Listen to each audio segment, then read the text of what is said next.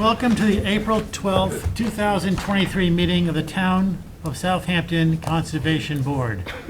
In accordance with the Town Board's adoption of Local Law Number 14 of 2022, the Board's meetings are being held both in person at Town Hall and via video conference through Zoom webinar.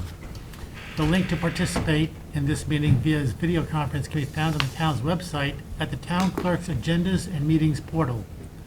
You can also watch the live stream video and submit written comments for the public record through the town website. If you are attending via Zoom and wish to speak during this meeting, please click the raise hand icon.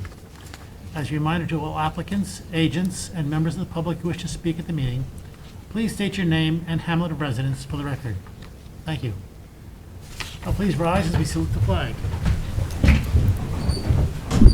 Pledge allegiance to the flag of the United States of America and to the republic for which it stands, one nation, under God, indivisible, with liberty and justice for all.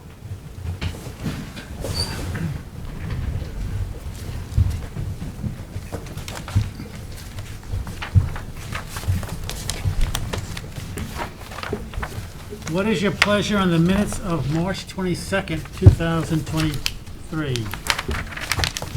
Move to accept. Second? All in favor? Aye. Opposed? Public hearings, A021097, Dilip Patel and Sibyat Kaur Dillon. The applicant requests an adjournment to 6/26/23. Is there anyone in the public who would like to speak on this application before we adjourn it? Well, 6/26, the calendar says 6/28. Well, we're only going to meet once that week, I can assure you. I caught that. All right, so let's adjourn that to 6/28. Move to adjourn to 6/28. Second? All in favor? Aye. Opposed? A022044, Michael Hausman. Anything new, Catherine? I do have one letter from the engineer. Okay, but surveys and stuff are. There's a Yep.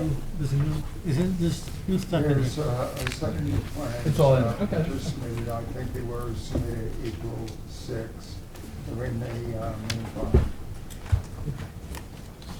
So, should be about 3 separate sets of plans. There's also a narrative by the applicant describing the plan modifications.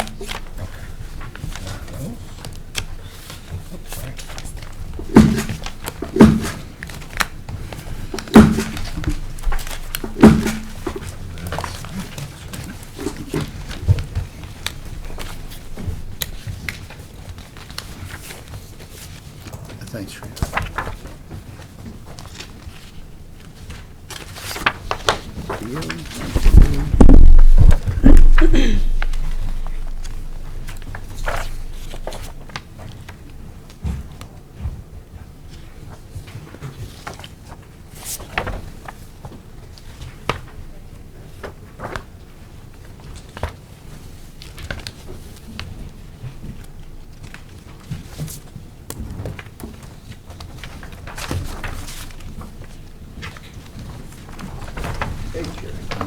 Why, sir? Excuse me for being late.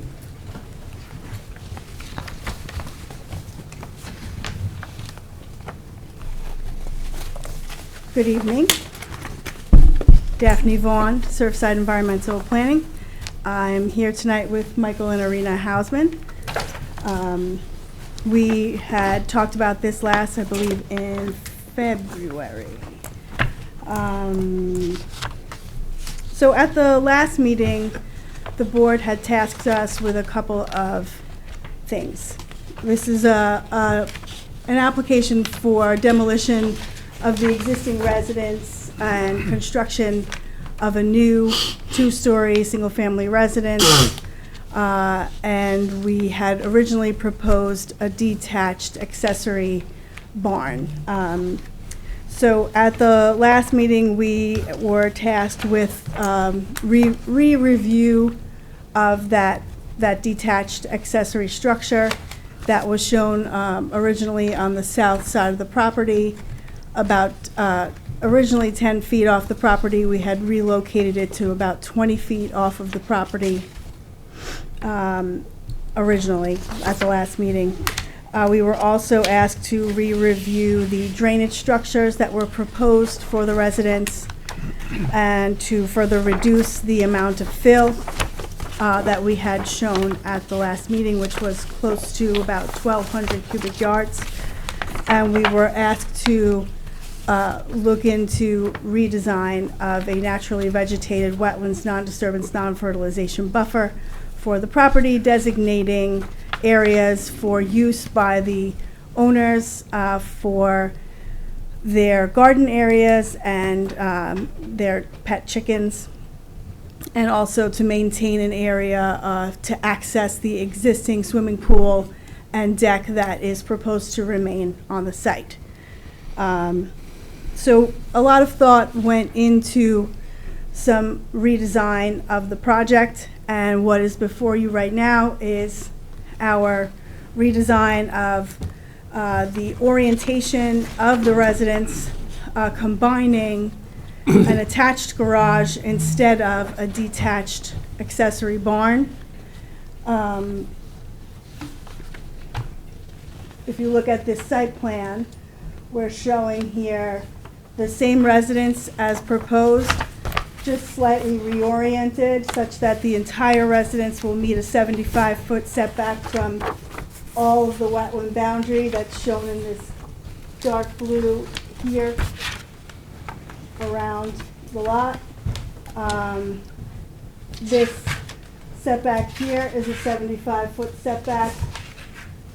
So you can see here that the entire structure with a roof would be located 75 feet from that wetland setback. Only 152 feet of the proposed deck, which has not changed in dimensions from the previous iteration, is shown at less than 75 feet, and 20 square feet of a stairway to access a proposed deck, to access a small studio space above the proposed garage, would be within that 75-foot setback.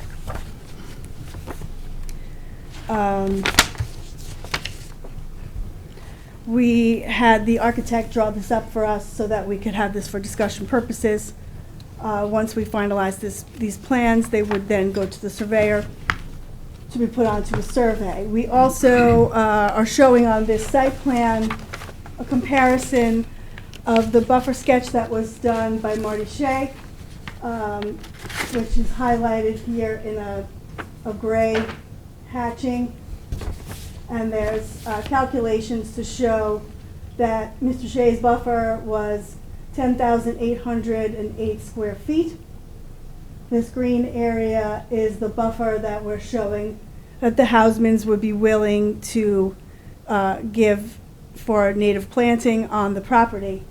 So it allows for a designated garden area, relocation of their chicken coop behind the house, as well as a chicken run area just behind the house.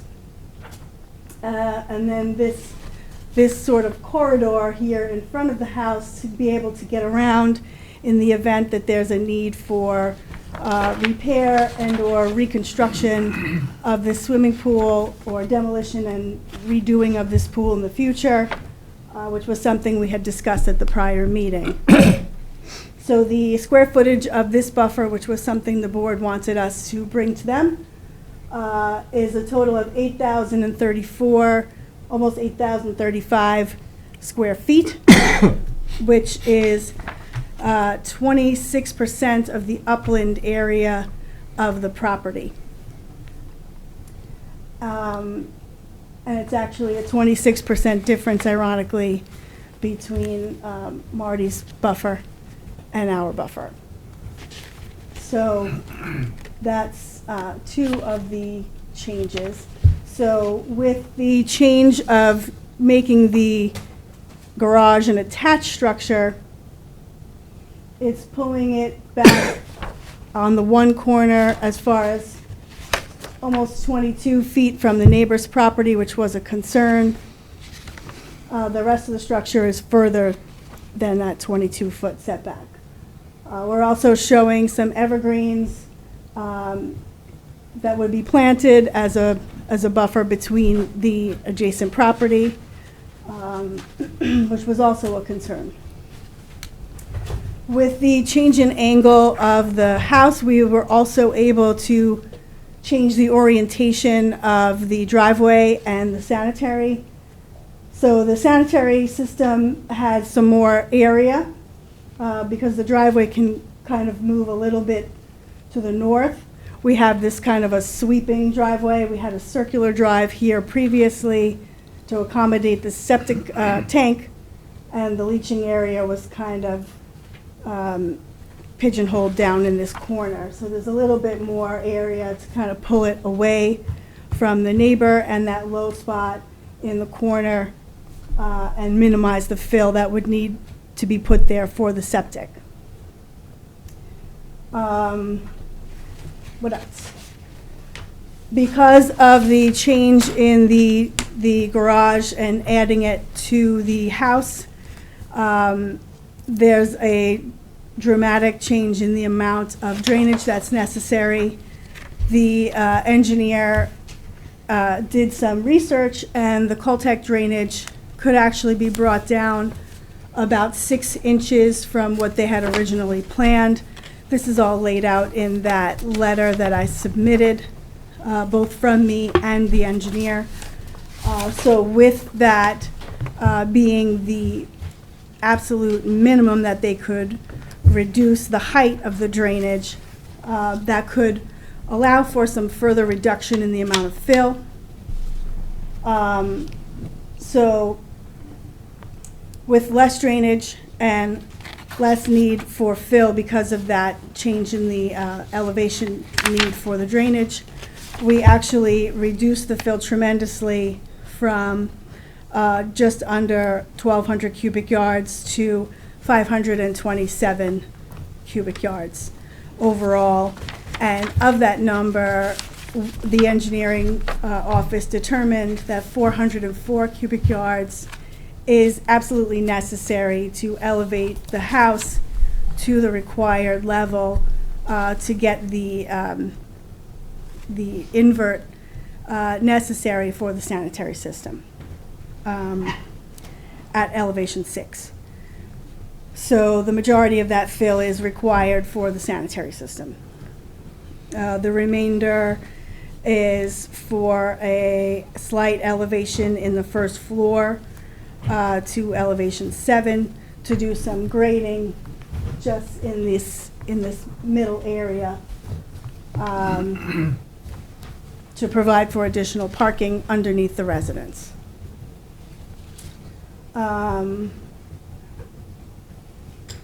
So that's basically the gist of everything.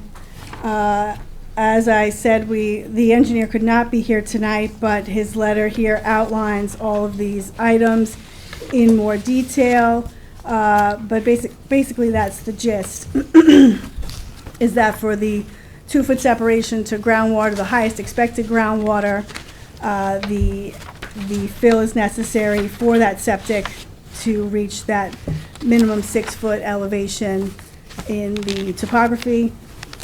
And then the stormwater, they did speak with the town engineer with regard to the drainage in their replanning of this. And that's where some of this planning did come in handy with Tom Houghton.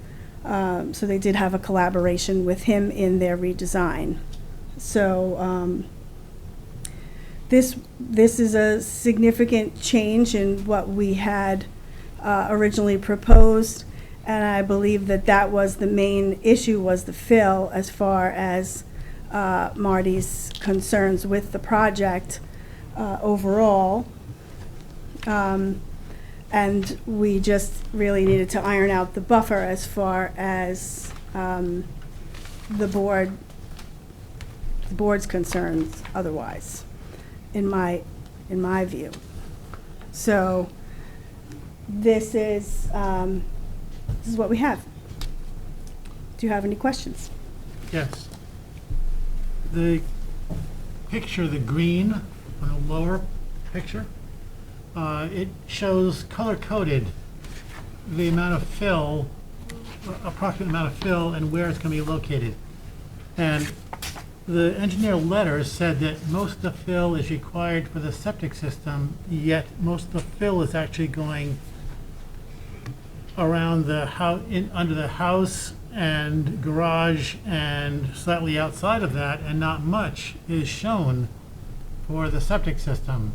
So I don't understand the colors and corresponding with the letter. It seems like it's not consistent.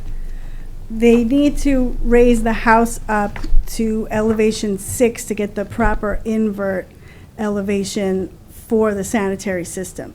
Is that house going to be on pilings? No, the house will not be on pilings. This is not in a VE flood zone. It's in an AE flood zone, so it will be a concrete, a precast concrete wall foundation with hydrostatic openings, which is what would be required in an AE flood zone. We are not south of the limit of moderate wave action, or seaward, I guess you would say. The limit of moderate wave action is here, and we're pretty close to it. So the need for the elevation of the house is to accommodate what's required by the health department for the invert of the septic system. Okay. But typically, if you're going to use concrete foundation, does that mean you want to bring the fill up to the foundation so there's not much foundation showing? Is that why you want a lot of fill? Because you can put concrete piers and concrete foundation down as low as you want and put the house as high as you want. It doesn't affect the fill.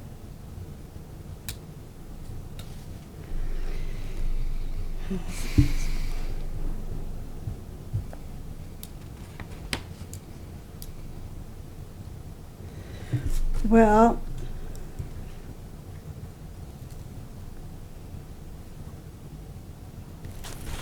this is what they're telling me is required for the house. Okay. I'm not an engineer. The other question is also one that I would have asked the engineer if he would have been here. And that is, in the last discussion we had when you were here before, the engineer testified that the fill was necessary under the house in order to accommodate the Cultec drains. And he did a calculation of the installation criteria for specifications for those Cultec drains required some amount of gravel under them. And his calculation was based on 2 feet above groundwater is where that gravel has to start. And I question whether that was necessary. Rather than look at the top of the gravel where the water is going to actually touch as it starts to filter through. And he doesn't address that in the letter. I recognize you may not be able to answer that question, but I think we should have that question answered. Well, we do have the revised plans from the engineer that show the drainage structures. So they're showing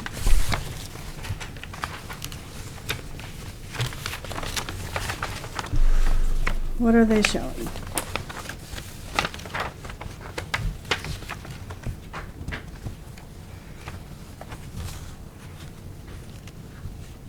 They're showing 12 inches of gravel below the drainage structure.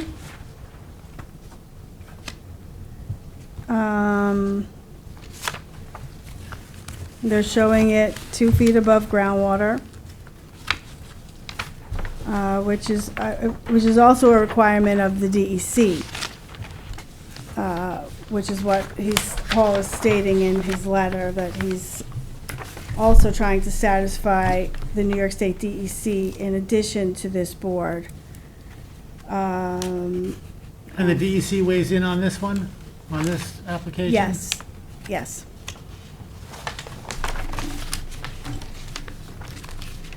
And we did receive a letter from them asking for this information. I have not yet responded to them because I figured there wasn't a reason until I finished with you, with your board, so that I could send them something. Did you submit this to them yet? No. Okay. When you do, you might put those Coltech drains at a location that calculates the top of the gravel to be 2 feet above the water and see what they say. You'll get your answer that way. Well, he's showing wait, say that again? The top of the drains, 2 feet above? The Coltech drain is a plastic Right. dome of Yes. sorts. And the specifications call for it to be installed on top of gravel, apparently a Right. foot of gravel, with a filter cloth underneath the gravel or on top of the gravel? I thought that he had said under the gravel. Okay. So he looks at that gravel and plastic dome as one integrated unit and does his calculation of having that whole system 2 feet above groundwater. What I'm suggesting is, especially due to the very sandy nature of this property, Plymouth profile, then what would it look like if he installed that gravel and the Coltech so that the Coltech itself was 2 feet above groundwater, thereby reducing the necessary fill by a foot? It seems like, engineering-wise, it would be quite suitable. But then again, I don't understand why the DEC requires certain things. They would have to speak for that.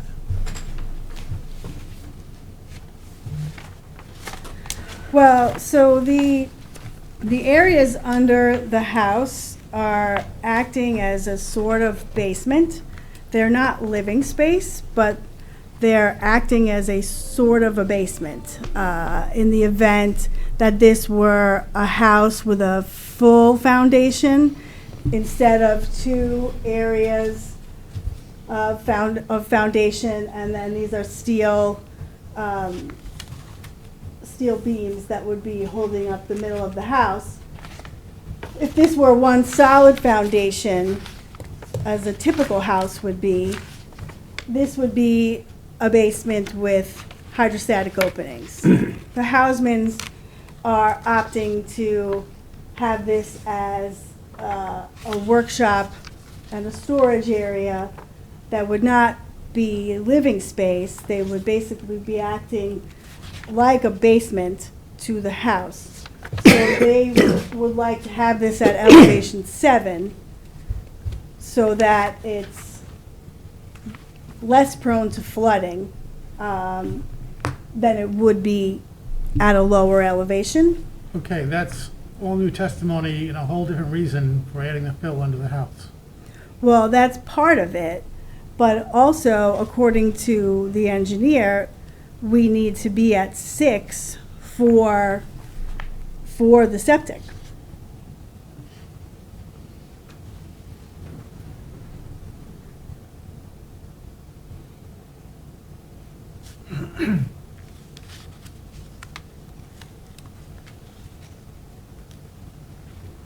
And I wish he was here so that he could help me. Okay. Well, let's not dwell on this much longer because I don't think we have all the information we need. And we might not need more information anyway. But I do have one other question that I didn't understand on this. This is your drawing, and it has a chicken run, 2,063 square feet. Where is that located and what is it for? I have never heard of a chicken run. Well, I think that that's this part of this area here. Okay, The owners could probably clarify that a and that's little gonna be more. fenced, I presume? I'm not sure what the plan is specifically for that. Okay, Maybe the owners can address that.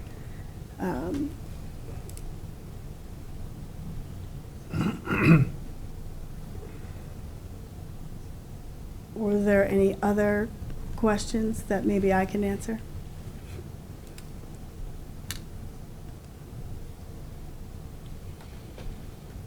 thank you.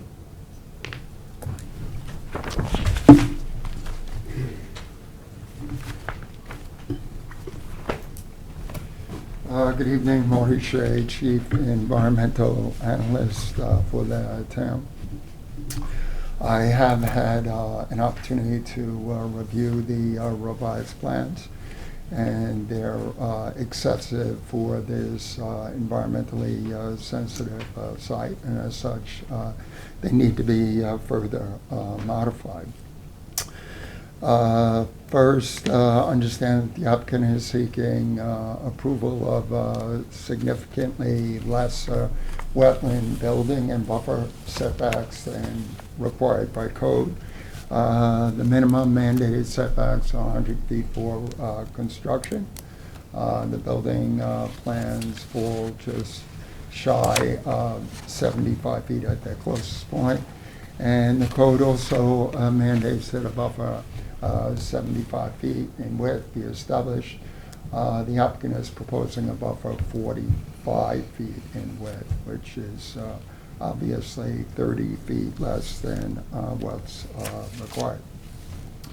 So to start, there's certainly a need to expand upon the buffers at this site. That's the reason why my initial sketch had a greatly increased scope of buffer to try and provide for an average overall buffer consistent with the code requirement of 75 feet. Deposition of fill is a regulated activity pursuant to section 325-6 of the code, and it is because it poses the potential for adverse impacts to wetlands. One of the greatest concerns with properties in the FEMA designated flood zones is that excessive fill deposition can interfere with natural flooding and drainage patterns, thereby changing the direction of flood surges, increasing the height of the water level, and displacing floodwaters onto other proximate properties. You can better understand that if you just think about a glass of water. You start putting rocks in that water, the level of the water increases. Or if you go to the beach and you create a mound of sand, while the wave is coming in, it will swirl around that sand, usually at a faster rate. And the greater amount of that water will travel further landward. So placement of fill always changes the natural flooding and drainage patterns, and can adversely impact wetland ecosystems as well as neighboring properties, increasing the risk of flood damage to proximate homes and properties. The placement of fill is not necessary to raise the house. The house can be structurally elevated to conform with all FEMA standards. The fill is also not necessary for the purposes of the on-site drainage. I also had a discussion with the town engineer in which he indicated that when you go in with a Coltech system, you only need to provide a separation from groundwater of a foot or less, particularly when you're dealing with a very sandy site, which is the case with the subject property. Another option that the landowner can look at is trench drains. Essentially what trench drains are you dig trenches, you put in perforated pipe, you put rocks in those trenches. Those trenches can go around the residence, thereby providing for significant dispersion of the runoff over a large area. So it's Coltech systems plus the placement of significant quantities of fill is very costly. So there are options that would not only be better in terms of lessening environmental impacts, but would be less costly for the applicant. If you look at that fill plan, you can see that the mounded area beneath and around the house, within the parameters of that area, the existing grades would be increased by about 1.5 feet to over 2 feet. If the Coltech plans allowed for a less separation from groundwater, the Coltech systems could virtually be installed on this site without grade modifications or fill deposition. Yes, fill is necessary for the purposes of raising the sanitary system and for that connecting septic line to the house. But the fill does not need to be placed under all of the planned construction and accessory structures for the purposes of elevating those structures. Currently we're looking at a ground floor footprint, which is about 2,700 square feet, which in light of the wetland constraints for this property would certainly appear to be excessive. The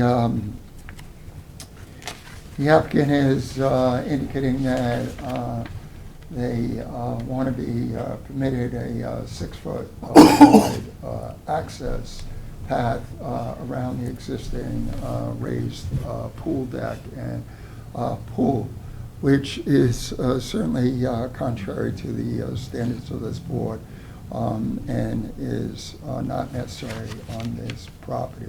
The pool was actually constructed prior to the effective date of Chapter 325, but without the requisite state title wetland permits. As a consequence of that, the matter had to be settled with the state through an administrative order on consent that required certain site reclamation. This board had issued a prior permit that would authorize the completion of that site reclamation. However, that site reclamation was never completed. So the pool, which I believe is a vinyl pool, which is above grade, and the surrounding deck area, which is covered with astroturf, is getting up in years, and will, within a short period of time, deteriorate and need to be addressed. One of the things, notwithstanding what I see as excessive structural coverage on this property, one of the things that I always look to do is see if we can be a little bit creative in terms of mitigation measures in order to offset the impacts of that construction, not only of the extensive coverage, but the less wetland building setbacks. And there are several ways to do that. One is by maximizing the width and coverage of naturally vegetated buffers. That has not been done here. And the other way is to look at the entirety of the property, not only in the present day, but in terms of what the needs are going to be in future years, and see if there are other changes that can be made to management of the property, to the betterment of the wetlands. In the event that the applicant does not want to further expand the buffer as is proposed right now, in order to provide very extensive chicken run areas and garden areas on the property, what the applicant needs to look at is whether or not there are ways to enhance the contiguity of the proposed buffer. And one of the options that the landowner could consider at this time is to remove the existing elevated pool and deck. Again, it's not a gunite pool, it's not a very expensive pool, and look to see if that pool can be relocated further landward on the property. So by doing that, what it would enable the applicant to do is to tie the proposed buffers together so that you have one contiguous parallel buffer landward of the wetlands. So I would offer that if the applicant is willing to demolish the existing pool and deck and relocate that pool and deck further landward adjacent to the house, I could support the building plans for this site and support establishment of a lesser buffer than that which is required on this property, because the removal and relocation of that pool and deck area would offer a substantial wetland impact mitigation. If the applicant has no interest in doing that, what they again need to look at is maximizing the buffer in a manner more consistent with the earlier sketch that I provided for the initial plan that was put forward for this site. So, so there, in sum, there are several issues that need to be addressed here. The amount of, based on my evaluation of the amount of fill that's needed for septic elevation and routing of the septic line to the house, the amount of fill could still be reduced by about 2/3. The other fill that's proposed for the purposes of elevating the house, for the purposes of elevating the drainage structures, is not necessary. So I would still like to see a significant reduction in the fill amounts. And again, in the event that the applicant has no interest in demolishing and removing that existing pool and deck and relocating that further landward, thereby allowing for connection of the proposed buffer, the buffer needs to be yet significantly expanded on this site in order to make this project more compatible with the wetland permit issuance standards. Thank you.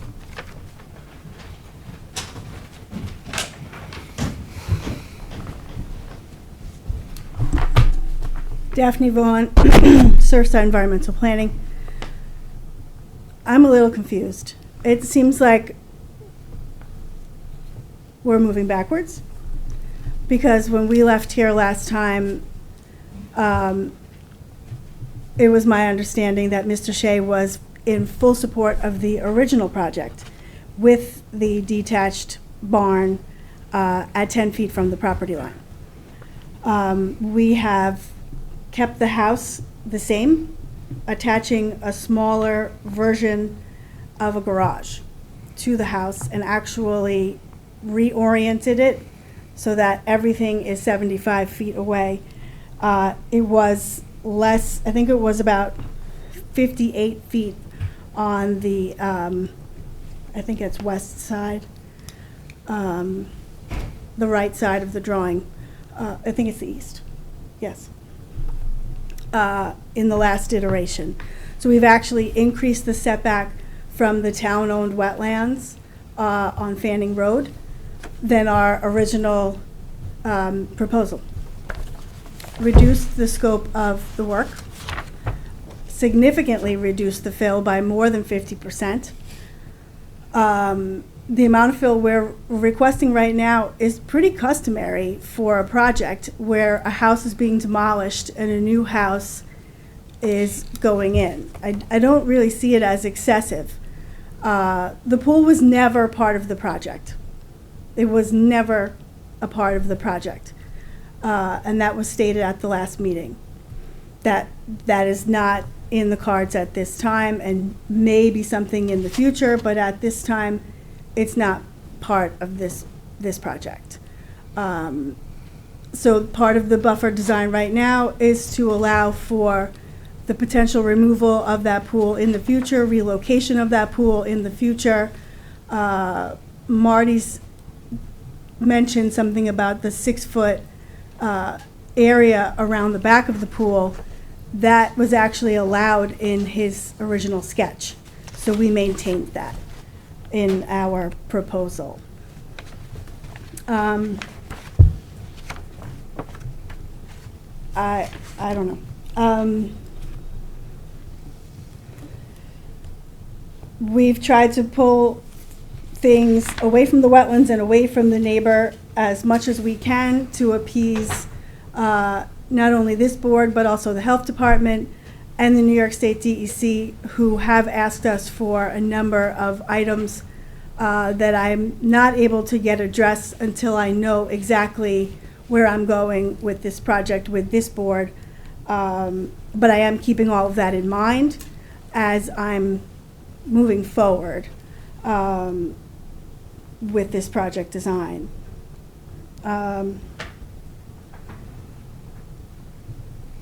I guess I would be curious to hear any comments the board might have on the buffer design.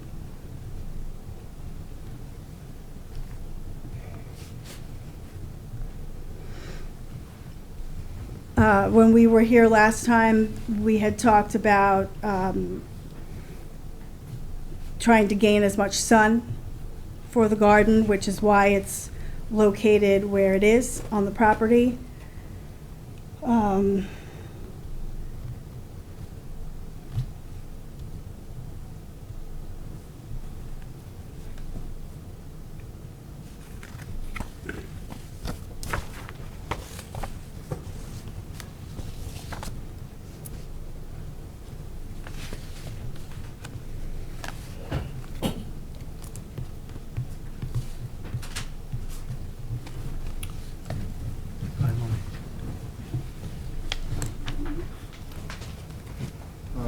Marty, Chief Environmental Analyst for the town. Just to provide clarity for the record, the first time around I indicated that I would support the plans if a much greater portion of the property was dedicated for the purposes of establishing a covenanted buffer, and that has not been done. So that's one of the primary reasons that I have concerns about this project. Again, the applicant is seeking significant relief from both the wetland construction and buffer setbacks, and they certainly can do better than what's shown on this plan. The only reason that I mentioned the pool is, unless I misheard the applicant indicated that one of the reasons they wanted this open area around the pool was to reserve enough area for a potential demolition and replacement of that pool in the future. I'm just trying to be creative here. I'm trying to find a way to support the current project plans, yes. Yeah, demolishing the pool now and extending the buffer would be ideal, but I do believe that Daphne had said previously that that was something they wanted to consider in the future, but economically it was not feasible with everything else that was happening, so she could not entertain that. And I was aware of that, and I don't know if everybody else caught that. So bringing it up now, it is ideal, but I don't know if that's fair, you know, when we've given her other instructions and guidelines to look at. Yeah, that's fine. I'm just trying to be creative here and looking at all the possible options here. If they don't want to touch the pool and deck at this time, that's fine. I don't have an issue with that. The other quick point I wanted to make is if the fill deposition plan is being driven by the DEC, what the applicant needs to do is share their communications with the DEC, with my office, so we can contact the DEC as well to better understand why in a site that has great natural infiltration, they're looking for what appears to be excessive drainage, and also so that I can better understand why they are looking for significant elevation of that drainage. Where there is an opportunity, my office looks to reach out to the DEC to coordinate a project review. But I don't quite understand at this point in time why the DEC is apparently asking for such a large quantity of fill on the site. It's not consistent with the parameters that typically my office works with. We look to reserve fill to the raising of the septic system and septic lines as much as is practicable. And while we may allow for minimal backfilling of foundation, we don't authorize fill for the purposes of elevating homes in flood zones because of the concerns about what those activities might do in terms of the natural flooding and drainage patterns. The way when you build a home in a flood zone, whether it's on pilings or whether it's on a foundation with hydrostatic flood beds, the home is designed so when that flood surge comes in, those vents open up, the water goes under the home, and then it recedes under the home back to the marshlands and bay. It appears, based upon the drawings we have and the description of the application, that the plans don't allow for that natural flooding and recession of flood waters. So, you know, that's a great concern here. Thank you.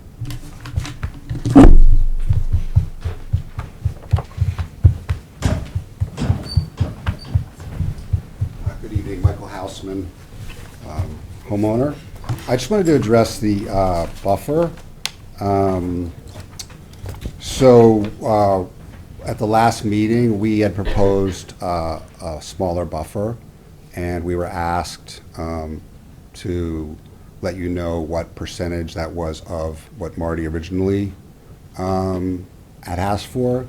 And we discussed the need for a garden and space for our chickens. And we had talked about access to the pool.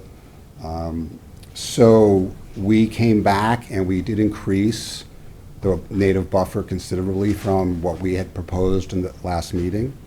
And so Marty was asking for a little bit over 10,800 square feet, and we came back with 8,000 square feet.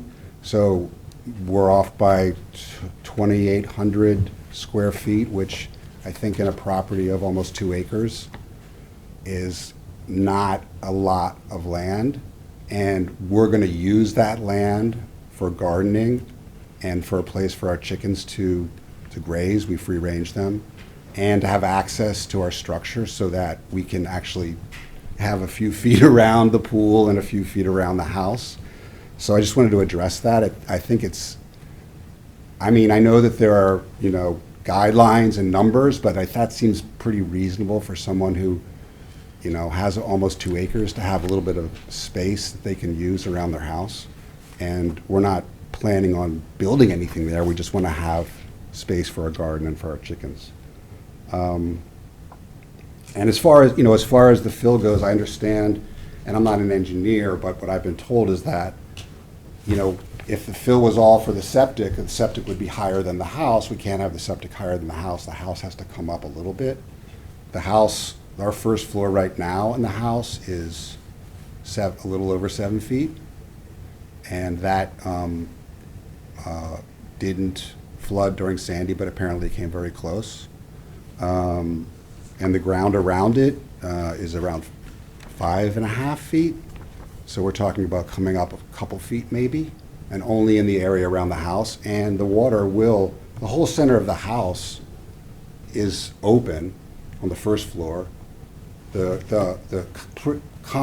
precast concrete walls with the hydrostatic openings are on either side, so the water will flow right through. It's not going to displace the water. So that's all I have to say. Thank you very much for your time. One question. Yeah. Marty did suggest moving the pool. I know you talked about not wanting to do that. But I would urge you to think about where maybe the next round of whatever your plans are in the future, if you want to do something, where that might go. Because if you want to redevelop that spot where the pool is and put in a gunite pool, for example, it's not likely we would approve that. Thank you. I can tell you that we have no plans on moving the pool. The only thing that we are thinking is that we might have to access it. And the pool is actually in very good shape.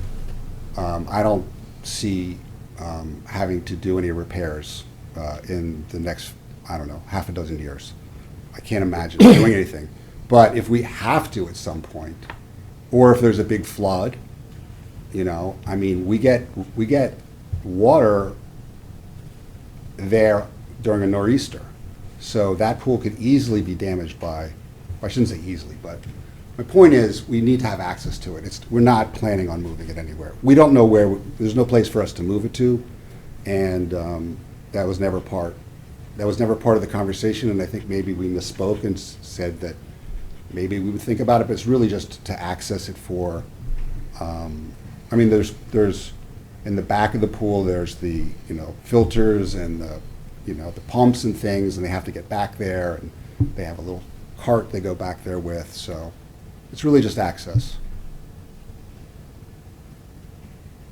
We can't even conceive of moving that pool at this point. We could never afford it, and it's not part of the plan.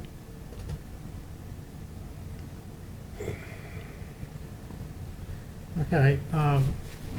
My point simply is we've seen a lot of these applications, and we've seen a lot of times somebody comes back and wants to do something and it's too late because we've preempted the spot where it might go. I understand. No, we are very happy with this plan. We were I don't want to say disappointed, but we were a bit dejected after the last meeting because we thought we had a great plan. But we think this is a really great plan. We're happy with this, and I don't think we see ourselves doing anything, differently in the future. How many chickens do you have? We have 10 chickens and 3 turkeys at this point, but we'd like to get a few more chickens. We're actually getting a few more chickens from the Cutchug Library. They're doing a program with the kids there where they have hatchlings for the kids to see, and then we're going to adopt the chickens after they're hatched. The reason why we will do a fenced-in area there because we have a lot of predators. We have raccoons, hawks, and fox. So we need to have a bit of a protected area there, which is why putting it behind the house, so we can kind of use the house as like one side of the area, and the pool is one side of the area. So, you know, when you look at these square footages, originally we had kind of very specific designated areas, but I said, listen, you know, the garden is going to be the garden, and the chicken run is going to be the chicken run, and they'll be next to each other, and that just seemed to make the most sense to kind of lay it out like that. 2,000 feet for 10 chickens? Well, if that 2,000 feet goes all the way to the walk, you know, that's every square foot, all the way to the pool, all the way. You know what I'm saying? And I didn't even do that calculation, but I think that's all of that area. So, yeah, maybe the garden will be a little bit bigger. I don't know. I mean, maybe. I mean, it's just, you know, right now they walk over the entire property. You know, they have access to the entire property right now, and we don't feel comfortable doing that. So, we want to have a smaller area. I mean, the way the border is laid out, to me, it looks good. I mean, it looks like you know, it's a nice line. I mean, we can have plantings there, and then we can use the other space.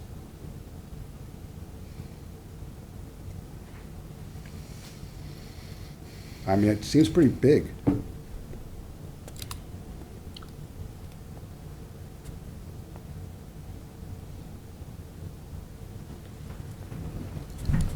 Are you looking to have the garden to be 1,600 square feet? That's the total area there. I mean, you know, we'd like to have a big garden. I mean, we have probably about 1,000 square feet now that we're tearing up. And if we're doing we're doing pumpkins and things like that, we need a lot of space for that. Well, it seems 4 areas in my looking at this application right now need to be addressed. The least amount is that pathway to the pool. The second is the size of the chicken coop and the chicken and the what you're calling the chicken run. That's the second. The other one is the size of the garden and where you're going to have it. And the fourth one is, I think that Daphne has to get together with the engineer, DEC, Health Department, and get a little bit more concise and tightened up about this fill aspect, because it seems to be an issue. So if we could get some information about that, we might be able to maybe give a little bit on the buffer. I'm not saying we will, I'm just saying maybe we can do that, and we can make a clearer decision on the fill.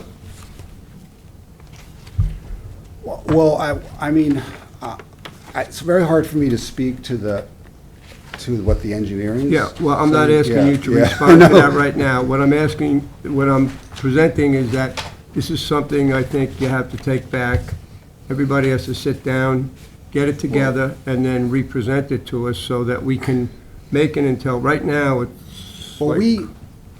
excuse me, I'm sorry. Oh, no, please, go ahead. So we did this, and we came back with a plan that has less than 50% of the fill. And we did redesign the drainage, and we talked to the town engineer. And I don't think we can insert the DEC into this conversation until we have an idea what you will let us do. Because. Well, I thought that, Daphne, correct me if I'm mistaken, but you mentioned there's a certain requirement by the Health Department or the DEC with regard to the amount of fill?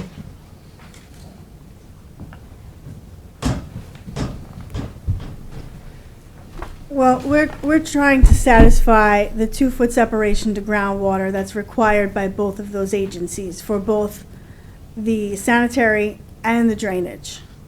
And those are per their codes. Okay, so, see, I'm getting something from Marty, I'm getting something from you.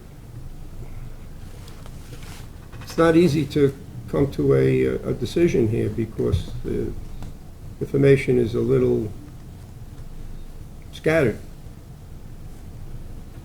What I'm just asking for is to have your engineer be precise about what he thinks you need, what the DEC, the health department will allow, and what Marty thinks and what we Well- think are best.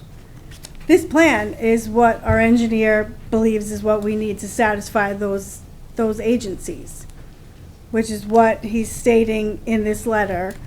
And he, he's the guy with the stamp. I'm not an engineer. He's the guy who went to school for this and My suggestion all is, of that. he's got to be here. Okay, Yes. so maybe next time, you could give him a ride or whatever. Well, word hostage of, Go ahead, spit it out. he didn't, we tried to get him here, he's not here. He had something else he had to do.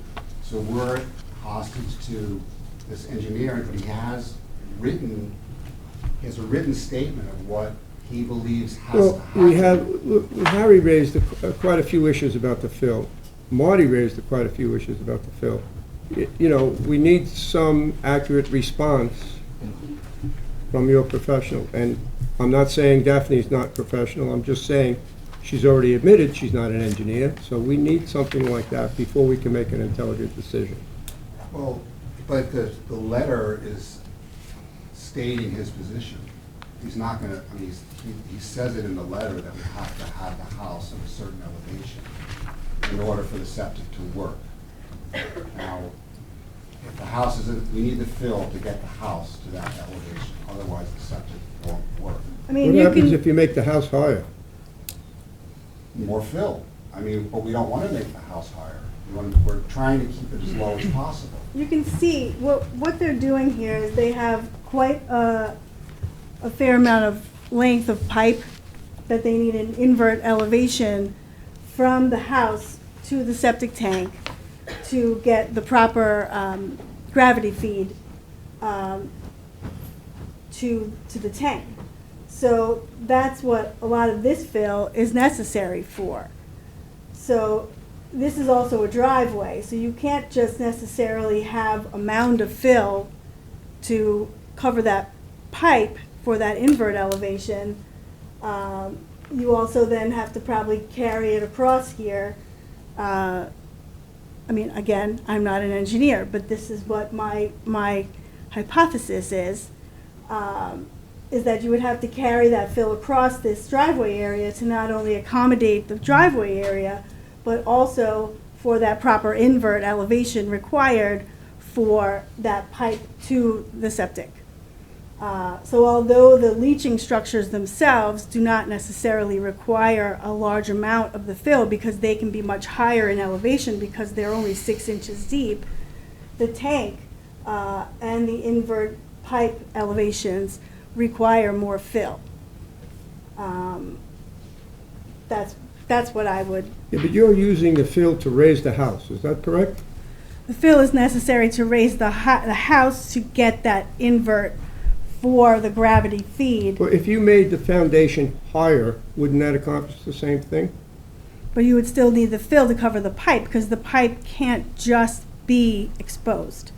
It has to be covered by a certain amount of dirt so it doesn't freeze. It has to be underground, so. The other thing I'd say is this is a vast improvement to what's there right now. There's a house there that does not have any hydrostatic anything, and there's a hole in the ground for the septic. This septic system is like a wastewater treatment plant. It's very elaborate, and we're vastly improving the property. And, cubic, I think we're at net 400 cubic yards of fill. It's It's five something, but 527. we're taking some away. So I think the net, well, I don't remember exactly the numbers, so. The engineer said 500 and change is where the you're net? at, is where you are right now, yes. 527 overall. Now, with an elevated house and underground septic, are you saying the vertical component of that system needs to be covered with dirt? Yeah. Vertical, yeah, yes? Well, you're going up with a house, and there's a pipe's gotta come down to the ground. There's a cross-section in the plans on page C2.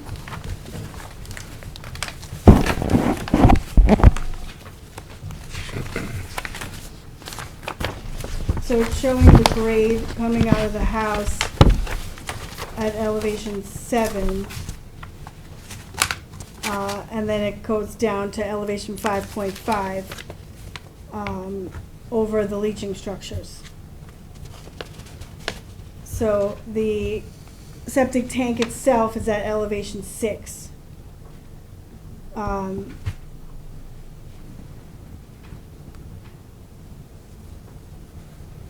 So you need to have, it's a 7-foot high structure, these tanks.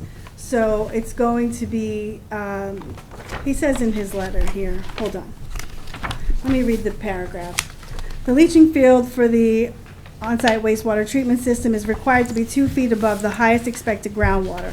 The highest expected groundwater elevation determined in test hole conducted by Sean Barron, MS, on October 12, 2021, was at elevation 1.6. The leaching field requires an elevation of 5.5 feet minimum. The OWTS specified is the Hydroaction AN 500C. At such low elevation, the unit provides the required anti-buoyancy specifications. This unit has been set at elevation 6 to maintain the appropriate 1/4 inch to 1 foot slope of the inlet pipe and appropriate pipe cover amount. To meet these minimum conditions, 404.75 cubic yards of clean fill is required.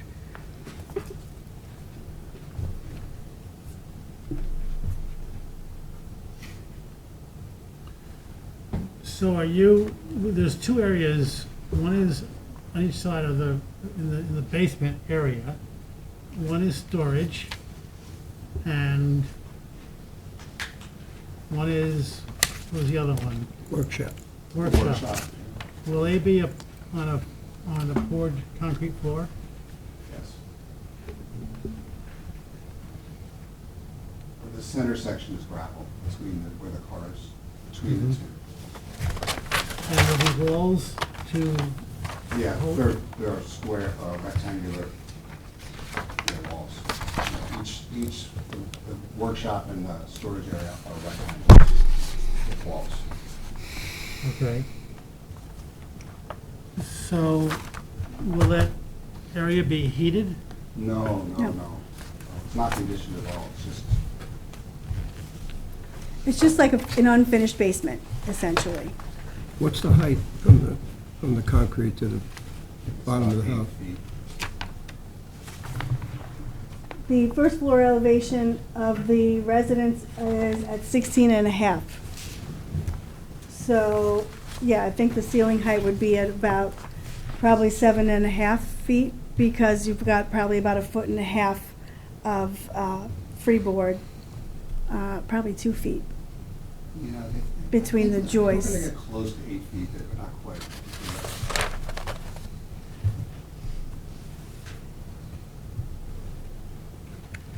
I'm trying to understand this testimony that you've both given, that when the house is raised, it necessitates an increase in fill. I don't compute that. Marty says you don't need that.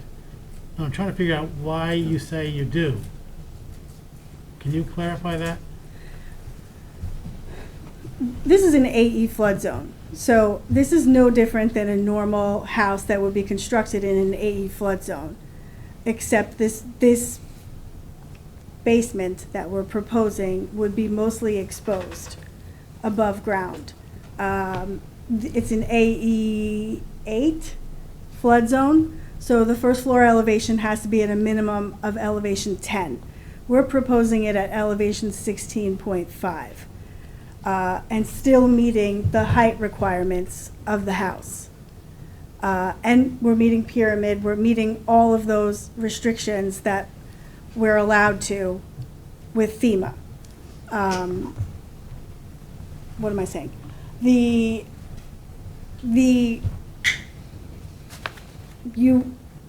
To get that invert elevation required for the sanitary system, as the engineer is stating here, for the pipe, that minimum elevation needs to be at least 6 to work. Michael is choosing to have the house at 7 for those under the house areas to allow for less chance of flooding.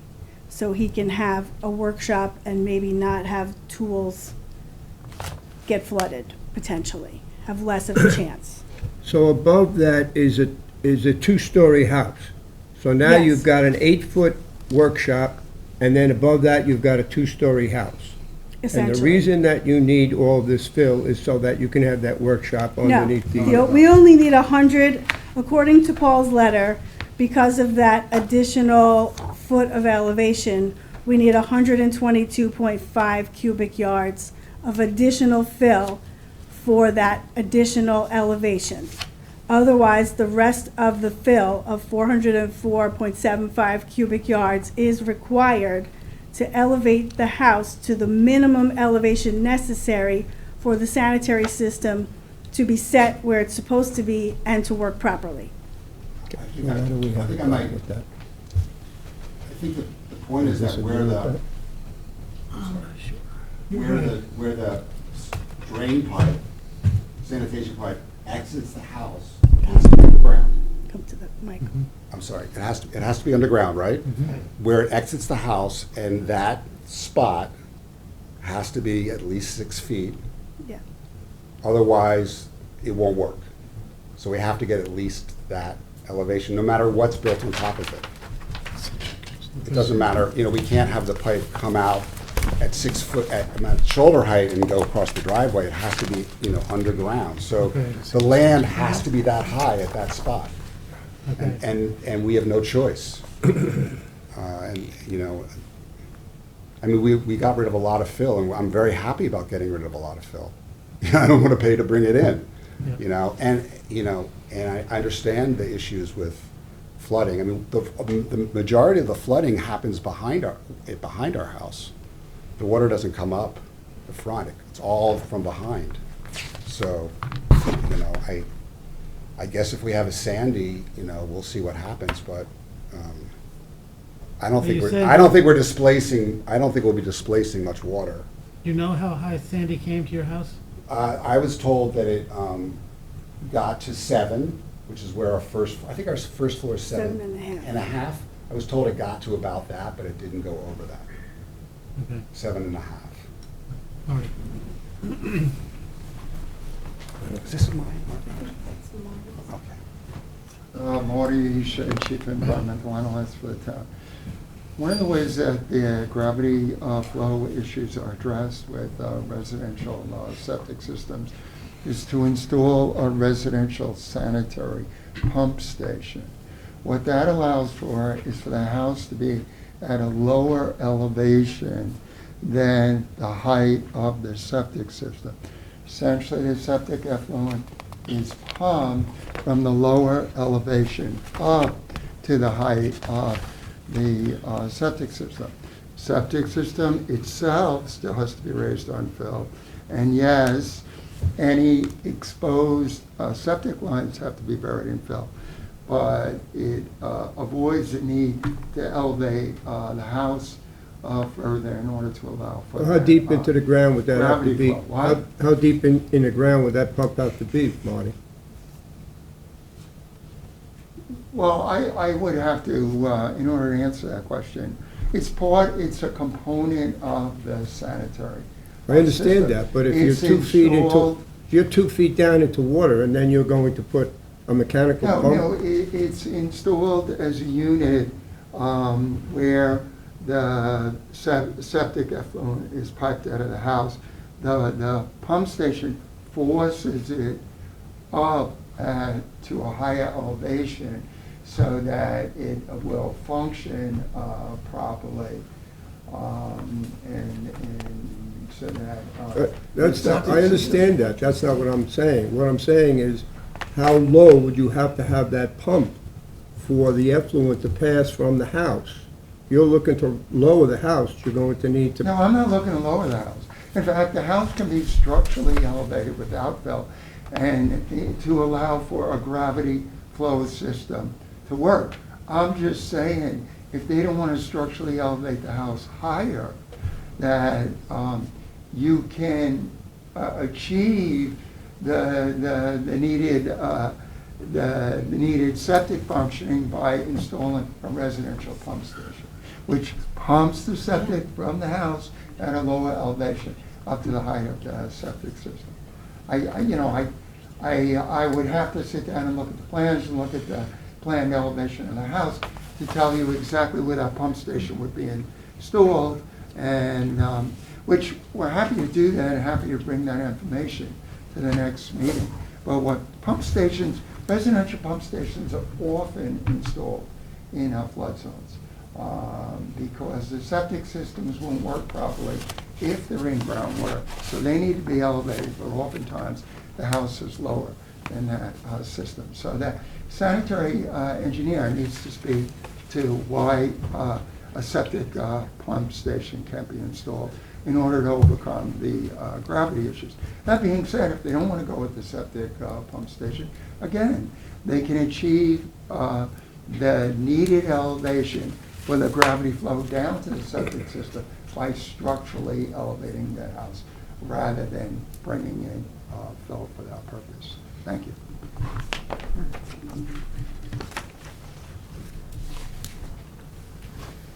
We spent a lot of time on fill. I think I finally understand it. And I'm going to just summarize what I think is going on here. You can confirm that or tell me I'm wrong. And the board can voice support or whatever on that too. So the house is being proposed at a certain elevation, and the fill is being brought in because that's where the slab is going to be poured at that level, and that's going to allow for the septic system to function with the pipe going underground. It's also going to allow for a workspace and storage area, which will be not flooded almost all the time, except for some very unreasonable circumstance, like a Sandy, which is the most water I've ever seen in a storm surge in my life, which has no bearing on the future, but it just gives things in perspective. And the fill for that purpose has been calculated by the engineer and has been presented in his letter, and that's where we are right now. So the Coltech discussion is somewhat moot because the Coltech is only one component, but there are other components driving that elevation anyway, so the Coltech system can work at the level of fill that he's proposing. And whether it's calculated with the gravel or not the gravel, as I suggested earlier, is really moot. It doesn't matter. So to reduce the fill under the house could cause some additional issues, and the fill under the house could displace some water in the most extreme storm circumstances.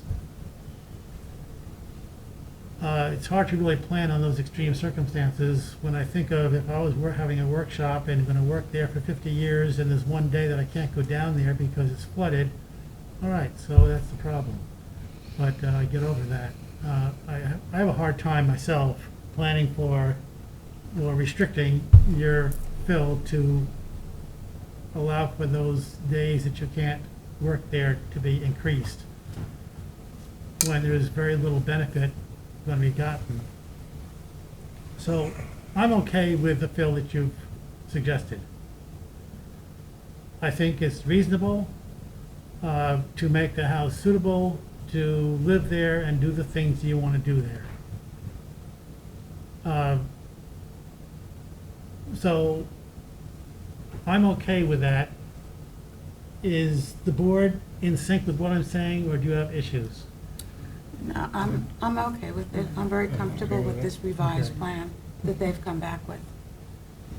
I would like to then put that to rest and have a discussion about the other issues that's been presented.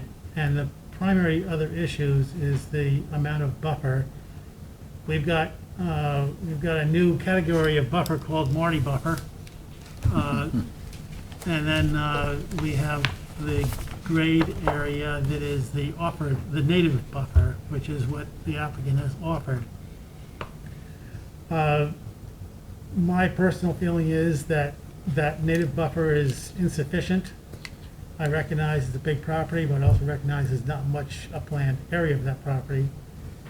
I'm disappointed that there's no plan to move that pool, because what I see in the next 10 years or some number of years is that you're going to want to do something with that pool.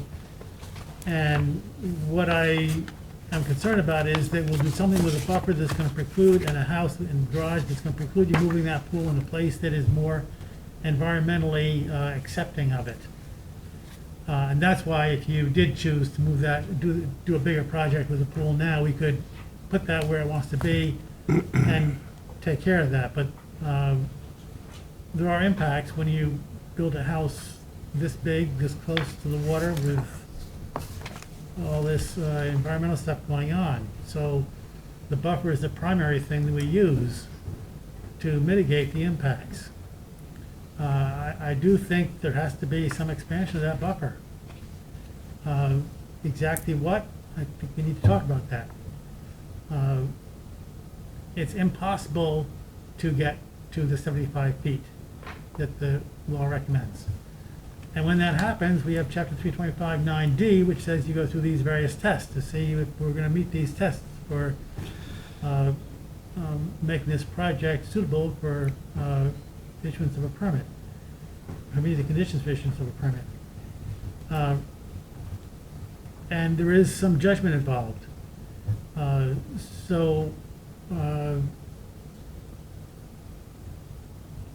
Your buffer is approximately 45 feet, but then there's that pool sticking right out there where it would be buffer if it wasn't there. And the Marty buffer is something additional. I don't know what that, do you remember what that averages out to be, Marty?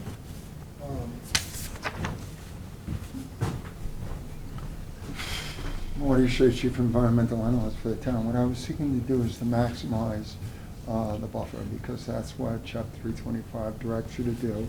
I was seeking to establish enough buffering to come as close to the average overall required buffer width of 75 feet as much as is practicable on this property. That's what the wetland permit issuance standards direct you to do. If there is an inability to provide a linear parallel buffer of 75 feet, you are to look at opportunities for maximizing it in some areas and lessening it in other areas to come as close to an average all buffer width of 75 feet as much as is possible.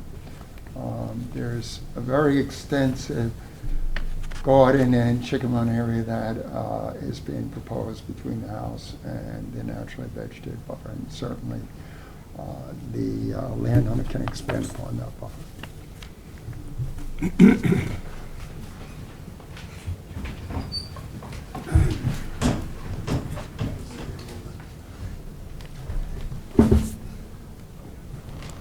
Hi, I'm Michael Hausman, landowner. Okay, so, I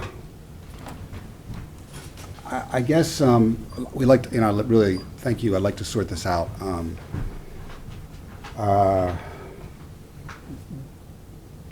It seems to me that we could certainly reduce the 6 foot to maybe 4 foot. So we pick up, more there and more here. We can give some more in the front here. So maybe we'll sort of, make that more of a curve, like a crescent. And we can also maybe round this out a little bit and bring this, pick up some more here and make this area a little smaller. I'm not exactly sure what the best way forward is to lay this out. I mean, I could draw it right here, or could we agree to, maybe we add another 1,000 square feet? I don't know how much it matters to you where those 1,000 square feet end up. Well, that's just what I was thinking. What is the most sensitive? Where are we gonna help the most? Which side of the property? Help what? Well, Wetlands. protecting the wetlands, and it looks like Well, about, the northwest side is, yeah, Yes, I would agree. well, this back here is not really lots of roads anyway, so, the wetlands are here and here, right? So we can bring more in the front. We were just looking, the front area, we're not really planning on using for anything other than just having access to come back here. So we could certainly you can give. also get access down the driveway and around the other side. Right. Well, how about if we go another 10 feet? I'm not sure how long. I think we want to have something in front of the house, in front of the porch. But we could certainly give a significant amount in the front. I think that would be a lot better for us. And in the back, we can keep for the garden and whatnot. And the front, I think, is the more sensitive area because the bay is here. Yep. And this is all pretty gnarly back here. I mean, you can see it's all this kind of.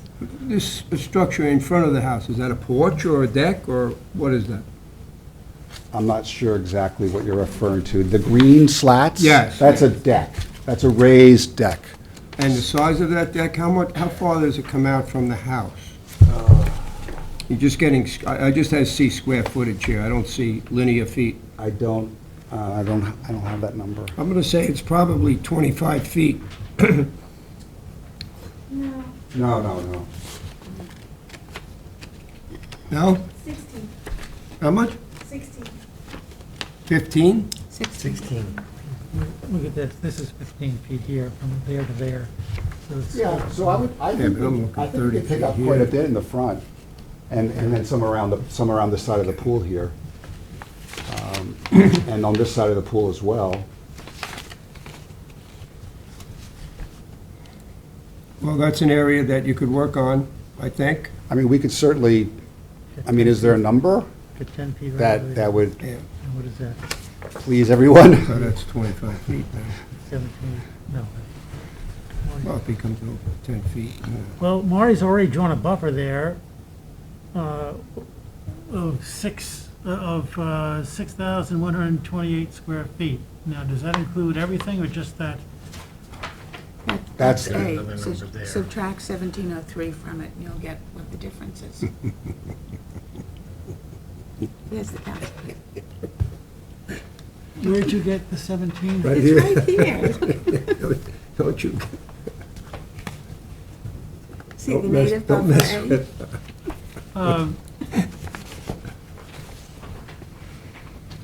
See, and then you have, Yeah, and then so you have you, Marty's buffer, 6128. Yes.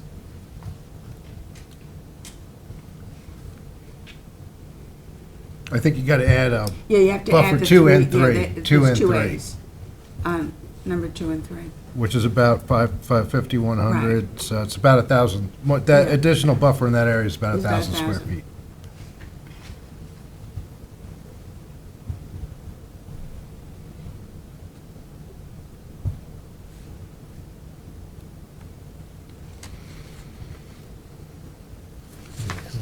cut this, cut that, come across here, that, let me see, be able to round that off a little, not as much on that side. Now, tell me about that 6 feet around the pool. What is that use? What's the purpose of that?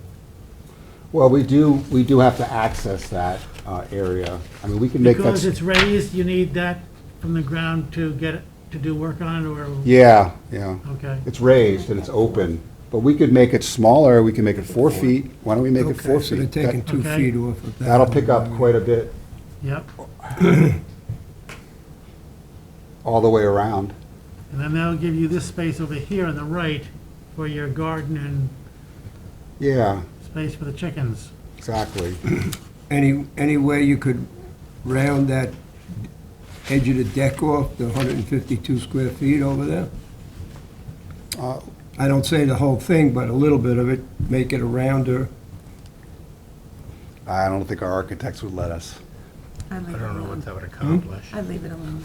You just gotta. Yeah, it's not gonna. And that's also, it's not that's gonna above, accomplish that's, you know, anything. that's raised. The underneath it is just. Okay, yeah, all right. That's not impacting the ground. A mathematician convinced me to leave that alone. Let's get going. I don't know how But I mean, I think we could pick up 1,000 square feet pretty, Yeah. pretty Okay, so, cleanly. That's fine. That's so good. what I'm hearing is reduce the space around the pool from 6 feet down to 4 feet, Correct. and add Marty's buffer to your buffer on the left side. That's 6,128 square feet. I think that includes everything. But the hatched line is already on the drawing. Hey, Daphne, could you help me with that? It's the gray. Is that the dotted, the slash line, this slash line? This one is Marty's buffer. Right. There, I would say maybe to round that out a little bit. Yeah, you know, we What's could, that? what I would like to do with that, Marty's buffer in the front, is if we could round it out, where it says pool access, if we made a curve there instead of that hard 90-degree, and Yeah. then Maybe maybe pull it away back a from little. the house a little bit, we could probably give you more space, but pull it away from the house a little bit.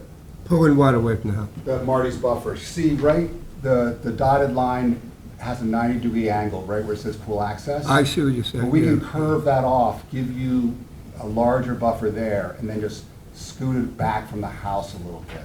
And also make this angle where it hits the walkway to the pool, make that a little cleaner, so it's more of a curve. I think we could actually give you significantly more there.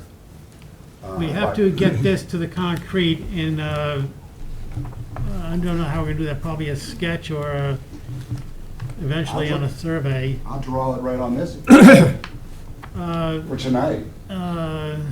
We got the concept. Okay. We can have the architect. Yeah, that'd be very fast. Yeah, very fast. I like, can they be considered One as second, mitigation, moving the house? Would you be This is the agreeable house, to move that, give up and move the garden Would you area consider that and do mitigation? whatever gardening that you want to do Huh? in planters? You got plenty of deck Why not? space, you got plenty of southern exposure. We really have quite a garden. I mean, it's really, Moving a structure. it's a lot. They can't, We grow a lot of our they own can't move food. this structure. Well, planters work as well. Then move the original Yeah, structure. I Here's the original structure, They- it's here. they tore it down. then we would have Right, our but entire see how deck far would be- into the, Yeah. I'm Yeah, sorry. Planters. I mean, it's an interesting I suggestion. mean, now this but is gonna be buffer I where don't that think it would existing work house for is us. gonna Thank be. you. So, go ahead. I was just gonna say, instead of cutting here and cutting there, it would be so much easier if you would give up that garden area and be able to put it somewhere else, or do planters, or something. That would make me happy. And I understand. I think they were looking at this part because this here, the wetlands are much more sensitive, and you have the bay over here. So if they Right. were picking one place where they wanted to increase the buffer, it was over here rather than here. Yeah, but it wasn't a lot here, was it? How Well, they were many getting square feet? 1,000 square feet. Oh, out of Yeah, here? here, Yeah. and then taking and All right, reducing. 4 feet? Four- Okay. Yeah, reducing that, All right. you know, because I here wasn't you have sure there pretty was that much. sizable, and they're away from the water. No, I Yeah. understand that, yeah. Okay. But I wasn't, I didn't think we get 1,000 feet out of it. Yeah. Okay. Marty Shea, Chief Environmental Analyst for the town, here's what I recommend, that we adjourn the hearing for 2 weeks, give the applicant an opportunity to submit a drawing, because it's very difficult to envision what the applicant has in mind. And we'll look to address that at the next hearing. I think there may be members of the public here that want to speak as well. So I just want to make sure that you don't move to adjourn the hearing prior to giving the public an opportunity to speak. Thank you.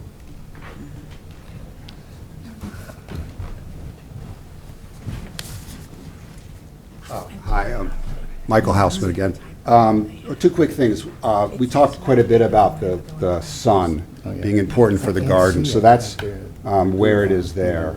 And as far as the buffer goes, I think we're very, very close to coming to agreement. I don't want to go away without communication for 2 weeks, without having a very clear idea what we're going to come back to you with. So I would love to just sketch something that we all think is what we're talking about, and then we can go to the architects and get you exact drawings and exact square footage. But I don't want to have any kind of misunderstanding, because I feel like we're so close with the Okay, buffer.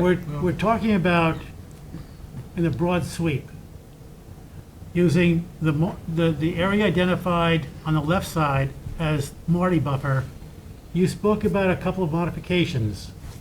So here's what I'm, plus we're gonna move the pool buffer or area down to 4. That's easy, that's all figured out. But for the Marty buffer, rather than draw something right here, take that back to your architect and draw something up for us. Whatever you can, however you can make that size or bigger would be sweet. If you want to make some adjustments, some curving, some things, that's fine. But come back to us with a square footage and a clear identifiable area that will be used as buffer so that it can be used for the covenant. Okay, so we're going to address those 2 areas? Yes. Okay, thank you.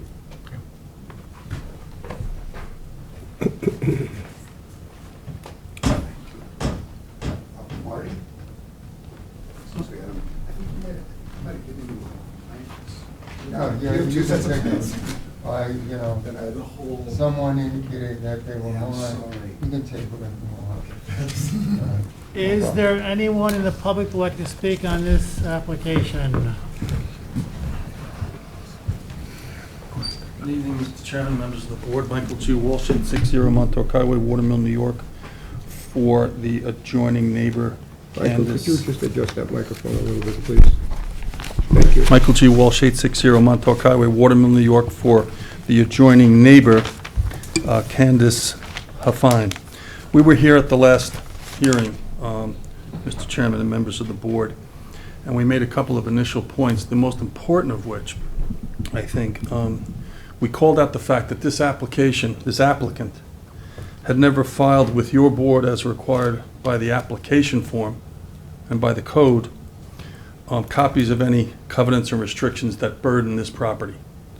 And the reason that we asked for that is because right on the form, I put it in correspondence, by the way, which has been uploaded to your site, and also I delivered by email today to Ms. Goree a copy of this with the exhibits.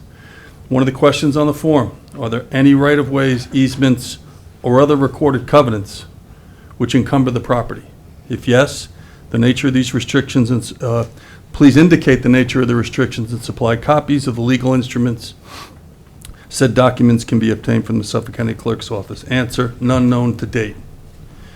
That derives from Section 325(7)(d)(3) of the code. The reason we always do that when we apply to you, and we attach the covenants and restrictions that burden the property in the first instance, is so that we don't waste your time or the time of any of your departments, building inspector, planning board, zoning board, conservation board, Attorney? attorney's office, with items that shouldn't be even before your board, okay? In this particular case, we call that out, we looked at the file, there still, to this date, has been no title certification filed. My client went ahead and paid $1,400 to have one done by Fidelity National Title. It's now part of your record. And voila, indeed, there are at least 3 very important covenants and restrictions that burden the property. Number 1, let's eliminate this chicken question, okay? The first one that we uncovered is an express prohibition against keeping, and let me read it to you. No poultry house or pen shall be allowed on said lot, and no pigeons or animals other than domestic pets shall be kept or maintained on said lot. That's part of the covenants and restrictions that burden this property. It's in a certified title certification, certified to the town of Southampton, not to my client. We made sure that Fidelity did that. There's a covenant restriction that prohibits the keeping of poultry, either in a pen, a shed, a barn. So we'd like to eliminate that issue right off the bat. Had the applicant disclose that to you, we wouldn't have this big discussion, taking up your time looking at chicken runs and chicken pens and all the rest of it. Fact of the matter is, poultry is What's the prohibited. date on that covenant, Michael? That covenant is May 17, 1952. It was filed with the map, with the subdivision map. By the way, covenants don't die because of age. They have to be modified. Lot owners have to sign off in order to strip a covenant off a piece of land. You have to get the consent of all the owners. I've also cited a case that stands for that proposition to answer that question. If we could just show on the screen there, Ms. Gore, if you'd be so kind, Exhibit 1 that I filed today to my letter. I just want to go through some photos and some pictures. I think it'd be a lot easier. The first exhibit is a photocopy of the tax map, which we saw when we first looked at the application. And what struck us at the outset is the lot doesn't match up with the tax map. When I say the lot, I mean the lot that's been depicted on the survey and the lot that's depicted on the site plan. If you look what's depicted on this site plan here, what you'll notice right away, that the entire lot's not even depicted. You can't tell from this site plan what parcel we're dealing with, okay? Point number 1. Look at the tax map. The green parcel is my client's property, and she resides at 24 Pearson Road, Candace Hafine. The adjoining parcels, you'll see there are 2 of them, is a 15,000 square foot subdivision lot and an adjoining out parcel with a dotted line running through the 2 parcels. And our first question was, how do you get to what's depicted on this map and depicted on the surveys from that? We all know that tax maps don't tell us the state of a title, but what we were able to do was we were able to go to Fidelity and we were able to figure out a number of very critical issues. If we can go to number 2, please. That's the title certification. It's certified to the town of Southampton. If we could go to number 3, please.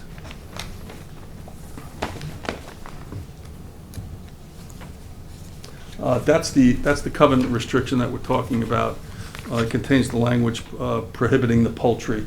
It also contains a couple of right-of-ways that I'll get into in a moment. If you can go to the next exhibit, please. This is a critical exhibit. Why is it important? It's the subdivision map on which the applicant's property is contained. There's a number of arrows, and you'll notice that there's one arrow with a box up in the left-hand corner pointing to lot number. If you could just can you blow that up a little bit, Ms. Gordy, is that possible? 24? 24, thank you very much, Mr. Hine. Number 24, that's my client's property, and adjoining it is lot number 25, which is the subject parcel, part of the subject parcel. Somehow, lot number 24 was merged with that parcel with the name Harry Bagshaw on it, okay? How did that happen? Well, it apparently happened at or about the time that this swimming pool was built. Apparently it was built over the line or on the Bagshaw parcel, which was owned by a different person than the owner of lot 25, and that's all in the title work. And as a consequence, the two parcels were merged, okay?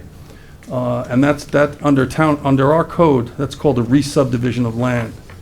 When you merge two parcels, unless you fit one of the exemption provisions in the subdivision regulations, that's called a re-subdivision. In order to re-subdivide joint parcels that are on a subdivision map, you have to go to the planning board for approval. Never happened in this case.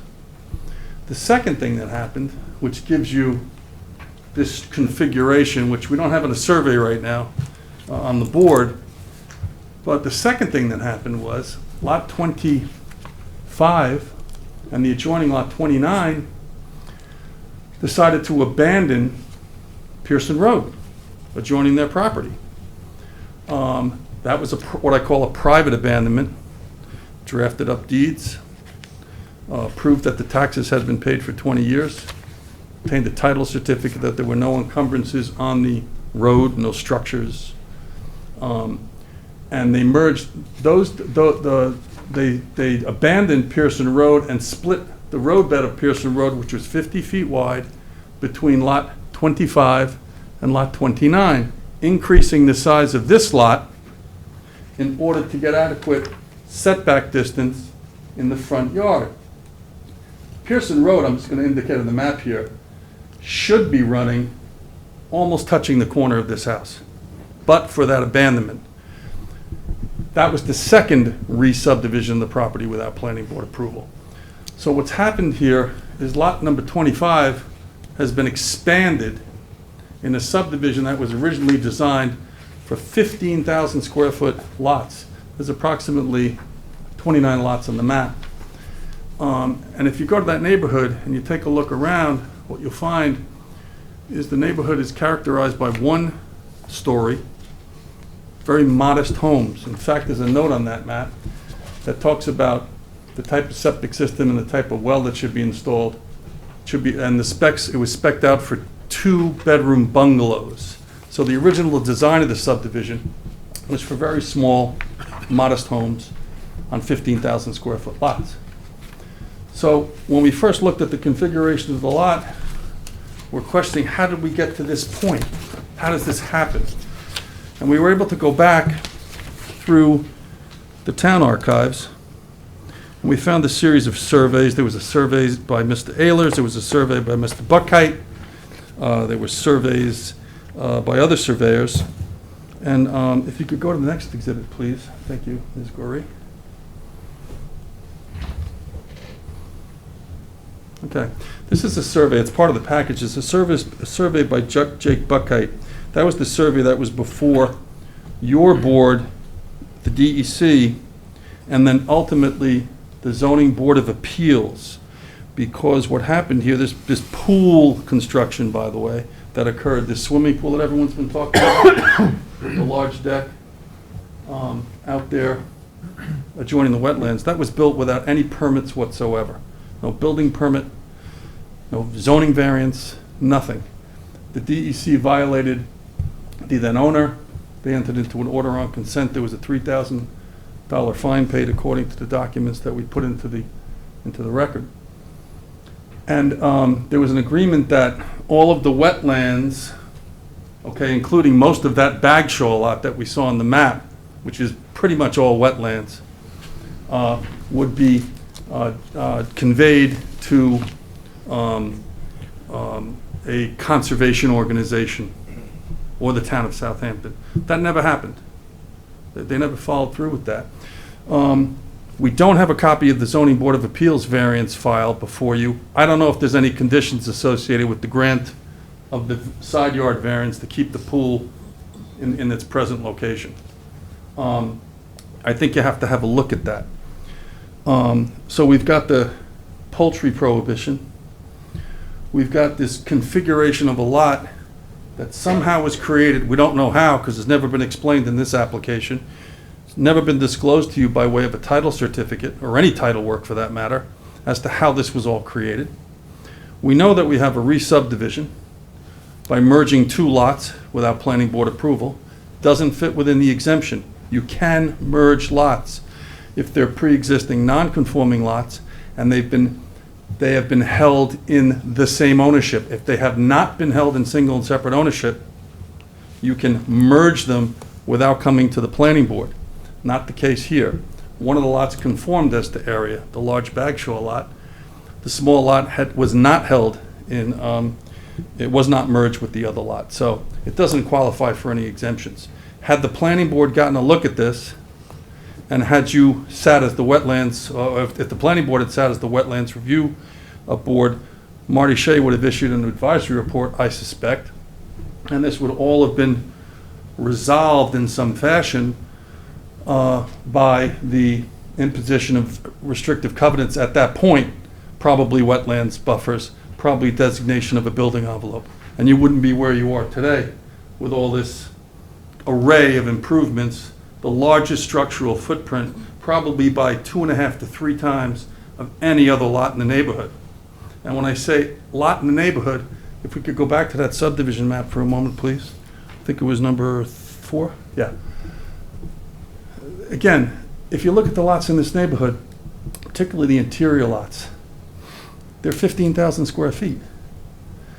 Somehow, this lot's been bootstrapped apparently to 69 and change, depending on what survey you read. This really doesn't tell us how big the lot is. It doesn't even depict the entire lot, this site plan. The other thing that's very important is when that road was abandoned, the rights of all the lot owners, which was granted by the covenants and restrictions, to access the beach at this location, access the water to the north of the Bagshaw lot, as it's described in the CNRs, was essentially cut off. Because if you abandon the road and you deed one half of it to one private owner, the other half to another private owner, you've eliminated the roadbed. And they essentially cut off access to that beach, which was granted to all the lot owners in the subdivision CNRs. So you don't have any access because of the abandonment of the road. What about Fanning Road? Michael, that goes right through that subdivision. The easement was granted over both Fanning and Pearson Road, Okay. depending on where you live.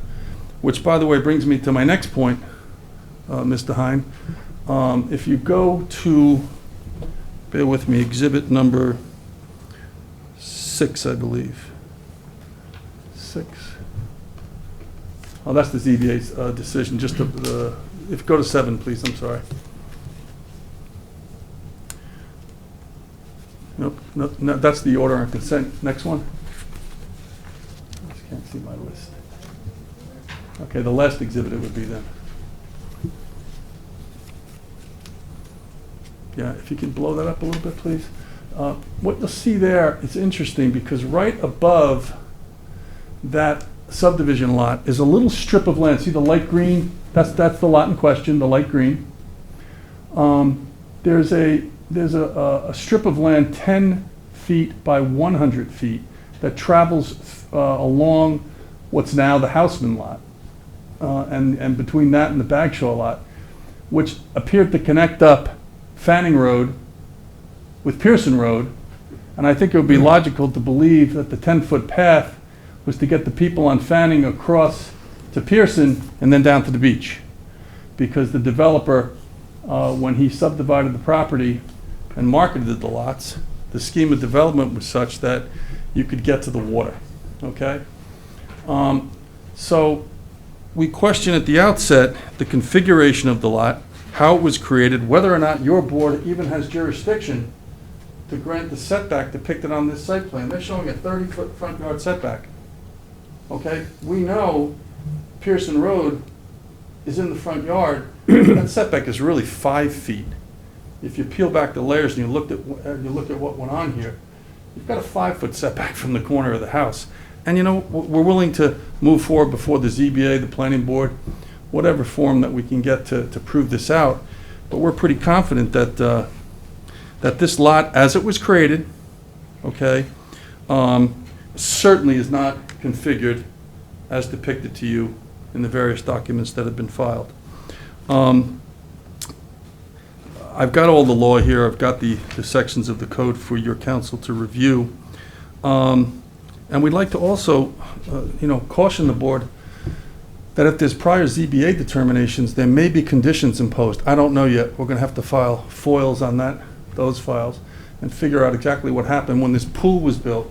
Because when you have a situation where something that large is built without a permit on a separate lot, and you go to the DEC and you work out a violation, you come to the zoning board. Typically, there are some sort of conditions imposed on the grant of relief. Finally, just to talk about this fill issue, okay?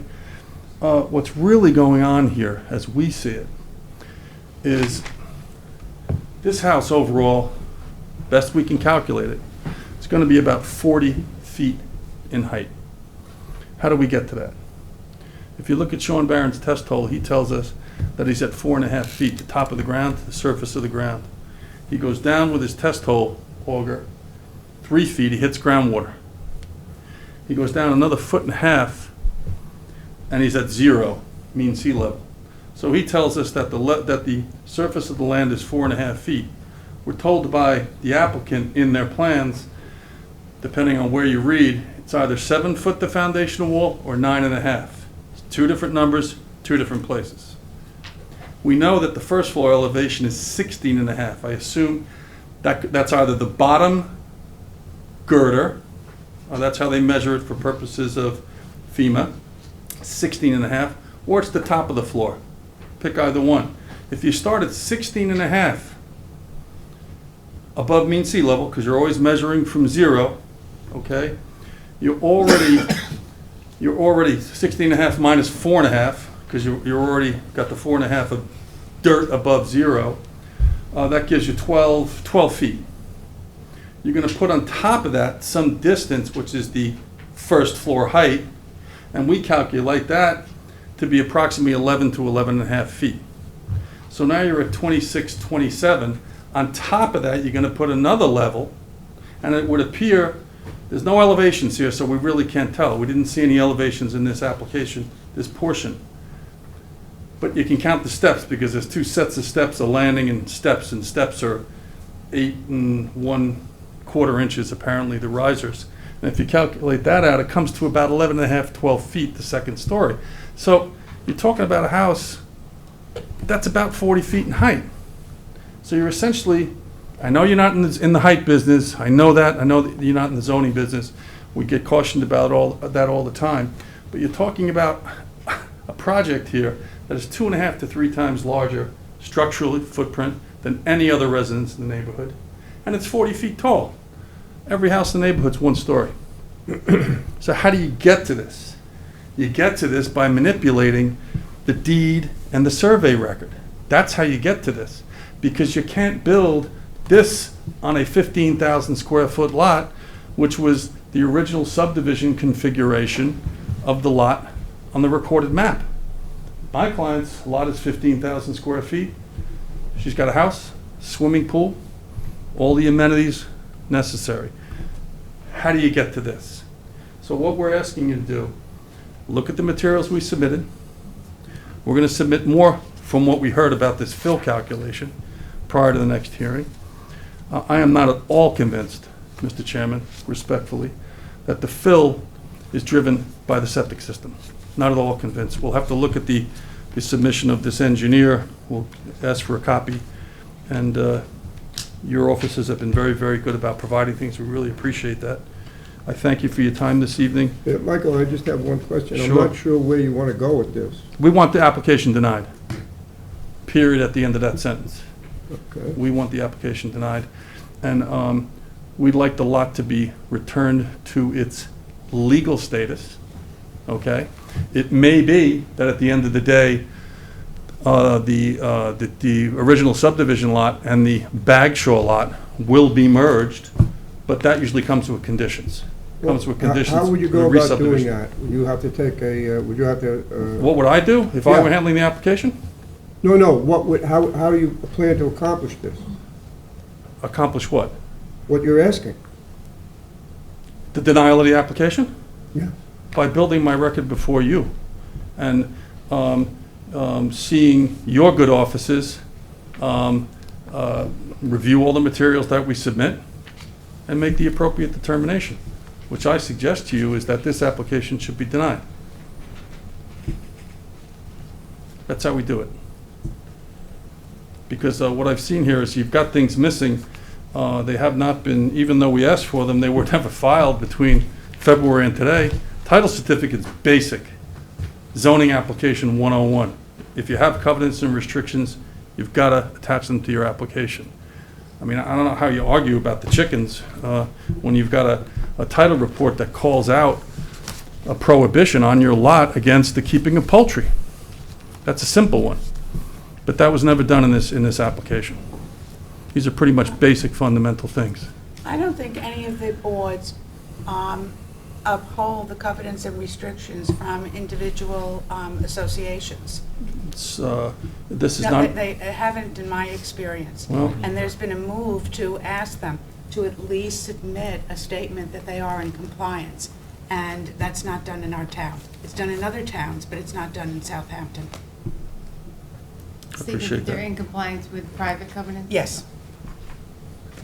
Yet, And that's what you're asking us to uphold. And that's not part of our board, but it's not part of the planning board or the other boards either. Well, I would beg to differ on that point. Okay. Why?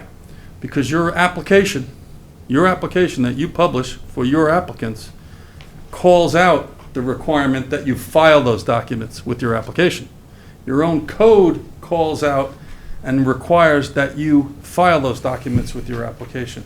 What else could the purpose be but to review the covenants and restrictions? But they don't for- do it. Well, that's, a lot of people don't follow the law, but That's our boards. we're here to tell you that it's my practice, the first time, when someone comes into my office, the first thing I do is I order a title report.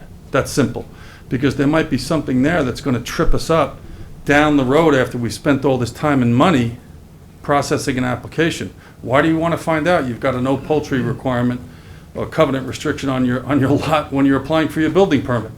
Well, So, this Mike, isn't, Kind of makes sense. you have submitted all this to our... Yes, I have. Okay, thank you. Okay?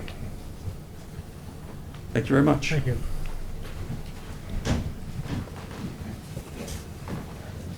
Kelly's going to be working overtime. Huh? yeah. Lots of review.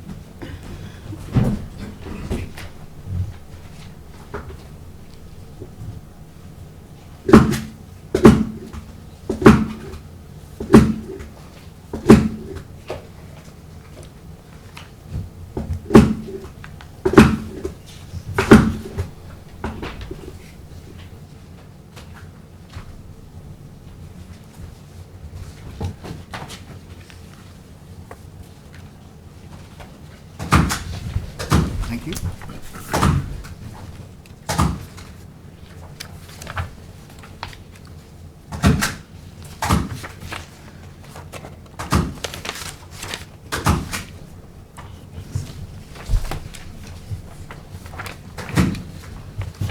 Thank you.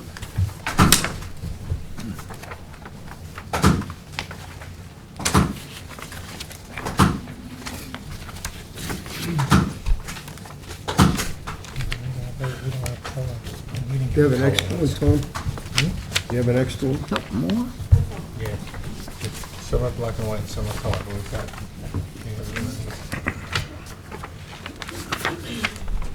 Marty, did you get one? You want this, Marty?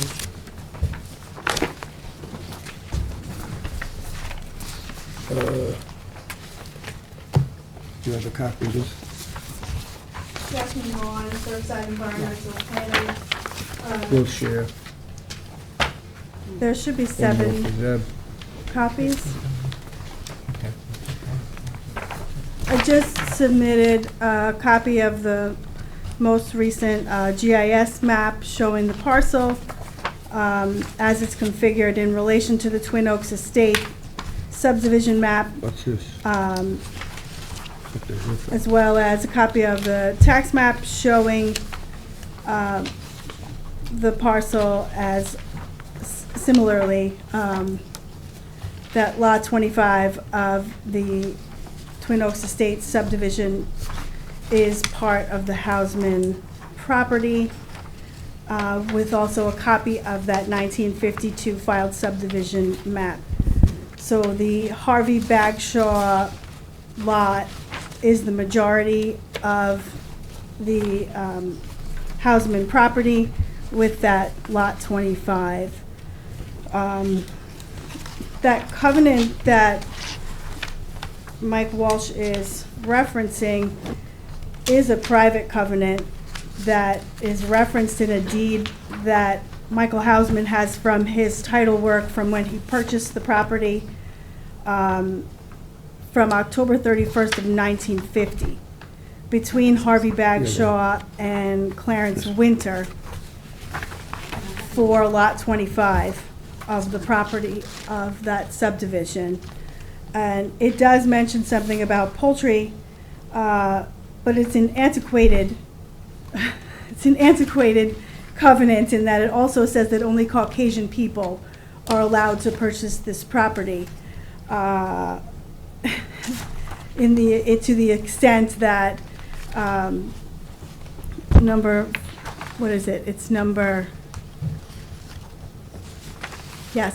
6.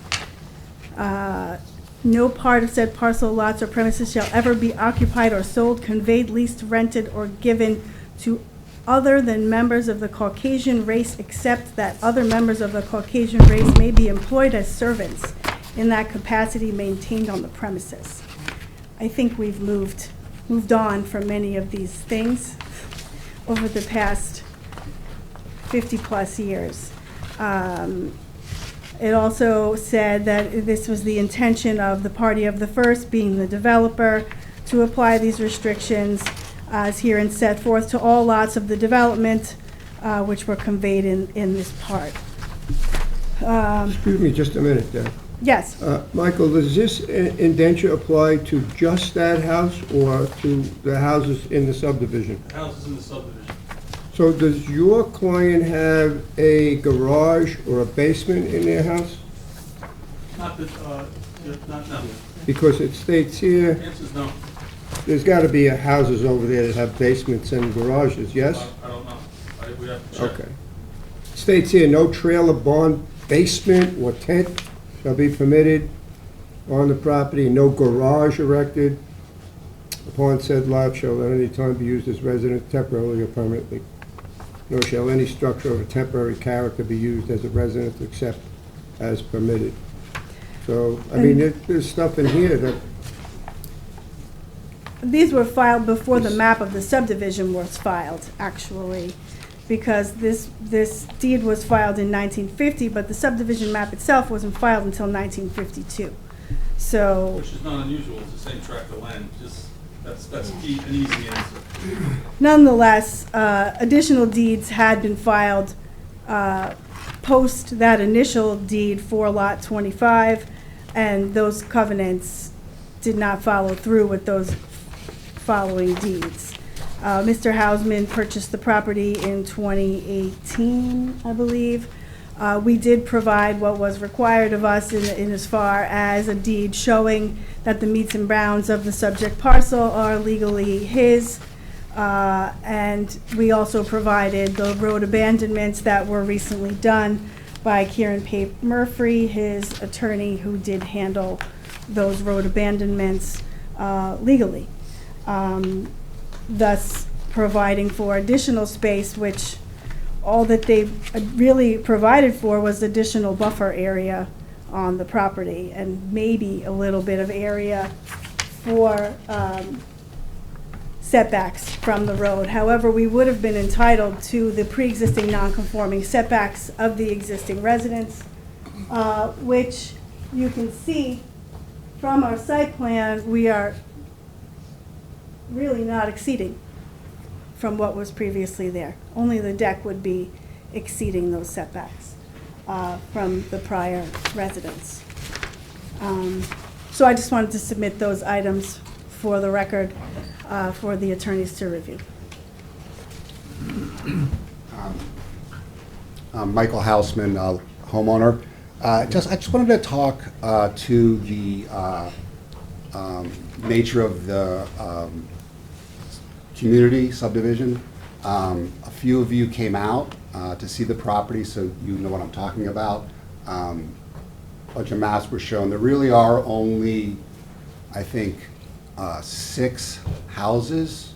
Although a lot of what you saw on that original survey has all been gone to I think, Suffolk County. So there are no houses, it's just all open land.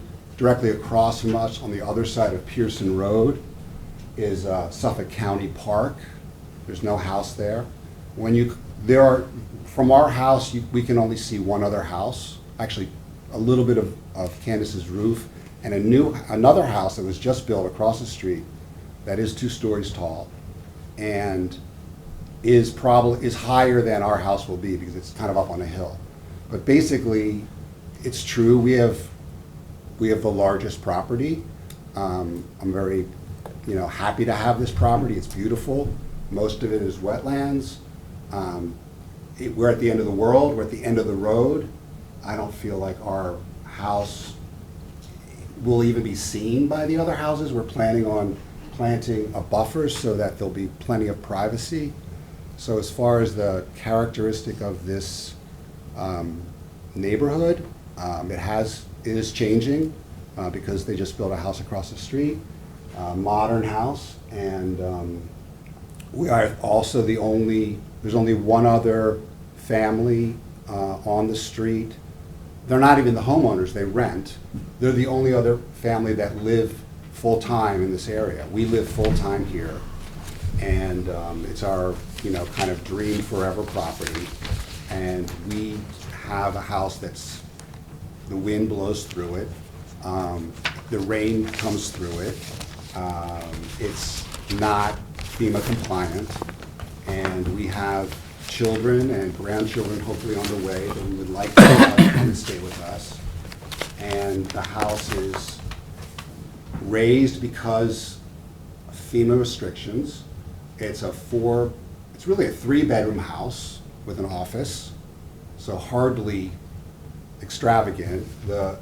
This building, the garage is for, storage. We have jet ski and we have lawnmowers and we have things that we need to store, and we can put the cars in there in the bad weather. So I don't think it's at all over the top, and it really is completely on its own. I mean, it's at the end of the road, and no one has to come past it. There's nowhere to go if you go past it.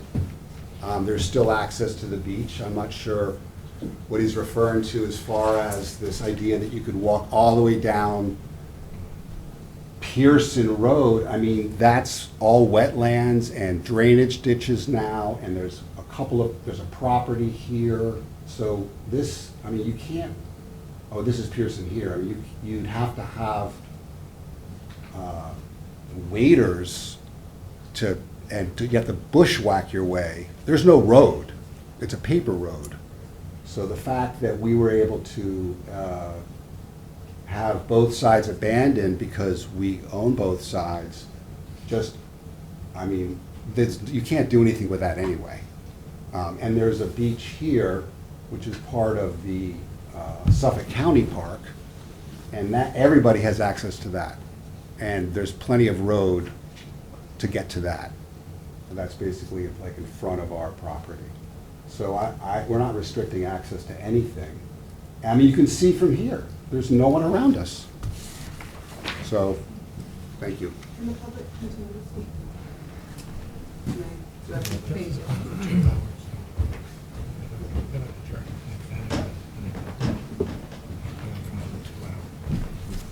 Hi, I'm Candace Huffine. I live at 20 Pearson.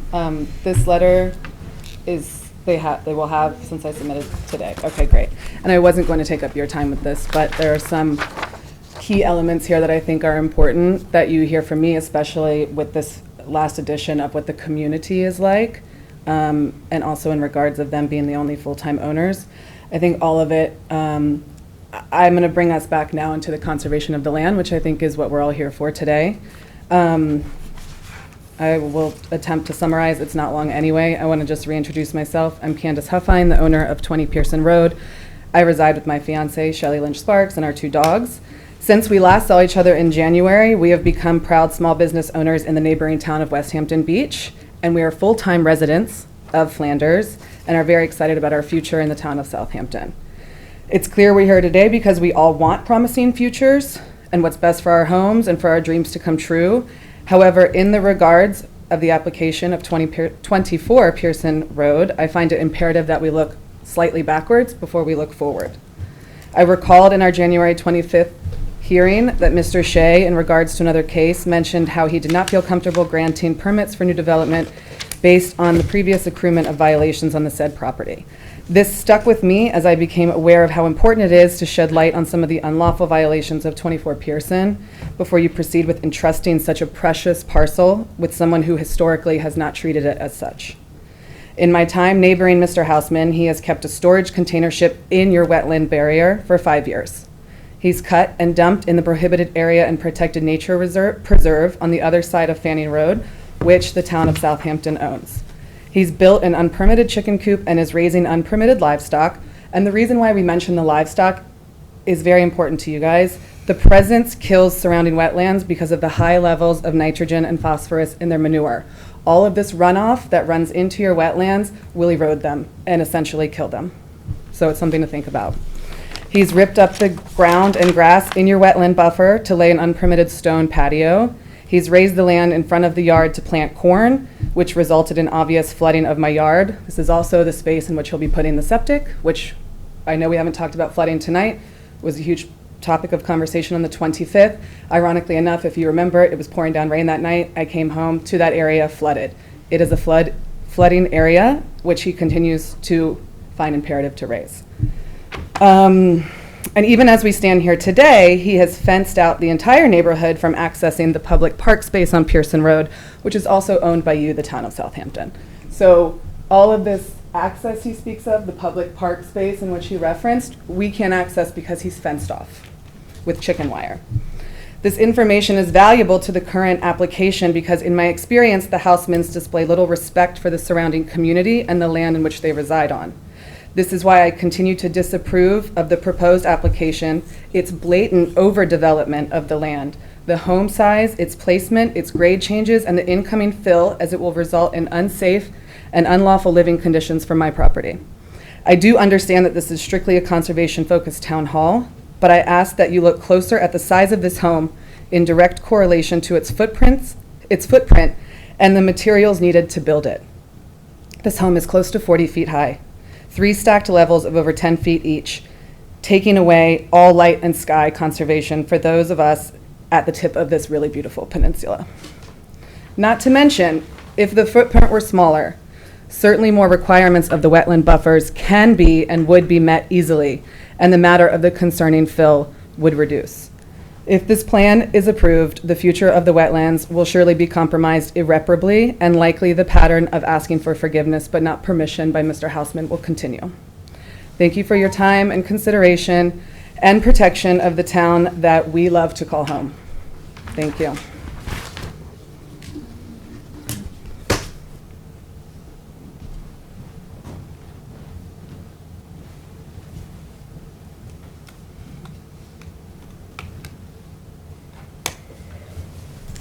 Is there anyone else in the public who would like to speak on this application? Motion to adjourn. We need to adjourn this. How much time do you need to review? Let's see, May date. That would be helpful. May 24th. Tenth's got a lot on it. All right, well, May 10th is boring. Actually, the 24th is allowed. Well, he's gonna get adjourned again, probably. On the 24th, On the 10th, on the 10th. although I don't know. I could do the 10th. Did you do the 10th?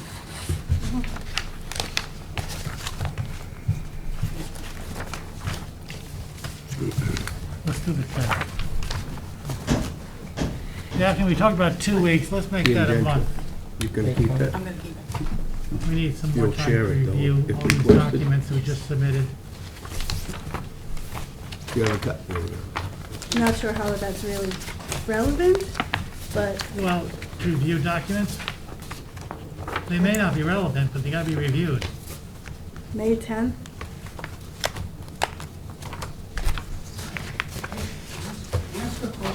Sure. We need to hire a lawyer? I mean, I bought the property and we have the deeds and we have a tax map and we own the property and I'm trying to prove that I own the property and I know when I bought the property that, We're not asking you to do any of that, but we got all these documents submitted. but it that- seems like it's turning into a trial over legal issues.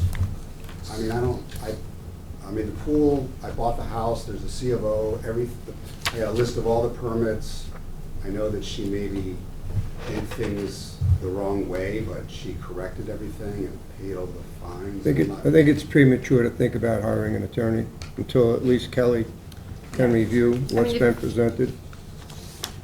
I could look over everything and for the next hearing, April 26th. So I guess, okay, so I guess I'm trying to get a sense of what's gonna be different next, like, what are we gonna, The only thing. have we you- accomplished anything? the only- What's gonna happen next The only time? thing you should concentrate on are the things that we discussed Okay. in terms of the buffer. And as far as the legal stuff? At this particular time, I mean, I don't know, I shouldn't open my mouth, I'm not an Because attorney. I guess what I'm afraid of happening is that if we come back in a month, and there are issues that further issues we have to deal with, and if I have a lawyer, then they could maybe preemptively, I mean, I don't know, like, I mean, honestly, I have to look over everything, so I don't know right now. can we talk, is it possible to have communication before a month? So that we can be prepared to, because it seems like a lot of it is. She just No, I said she can, can we do can it in do 2 the weeks. next, Oh, April fantastic. 26th, yeah, Thank I'll you. look over everything, so All you right, don't have to- appreciate it. Thank you. Yeah, concentrate on the changes to the buffer that you were willing to make. Yeah, we're gonna get The that things done that right away. actually relate directly to chapter 325's review of the property and some of the stuff about ownership and easements and things like that may turn out to be civil issues that we don't need to necessarily deal with in our Thank you, decision. I understand, okay. Okay, so So, can Okay, I so we're, move to adjourn to April 26th? okay. Second. all in favor? Aye. Opposed? Thank you all. Thank you. Everyone's paperwork. Yeah, well, I think it's. Yeah, give me your other stuff. Just this stuff.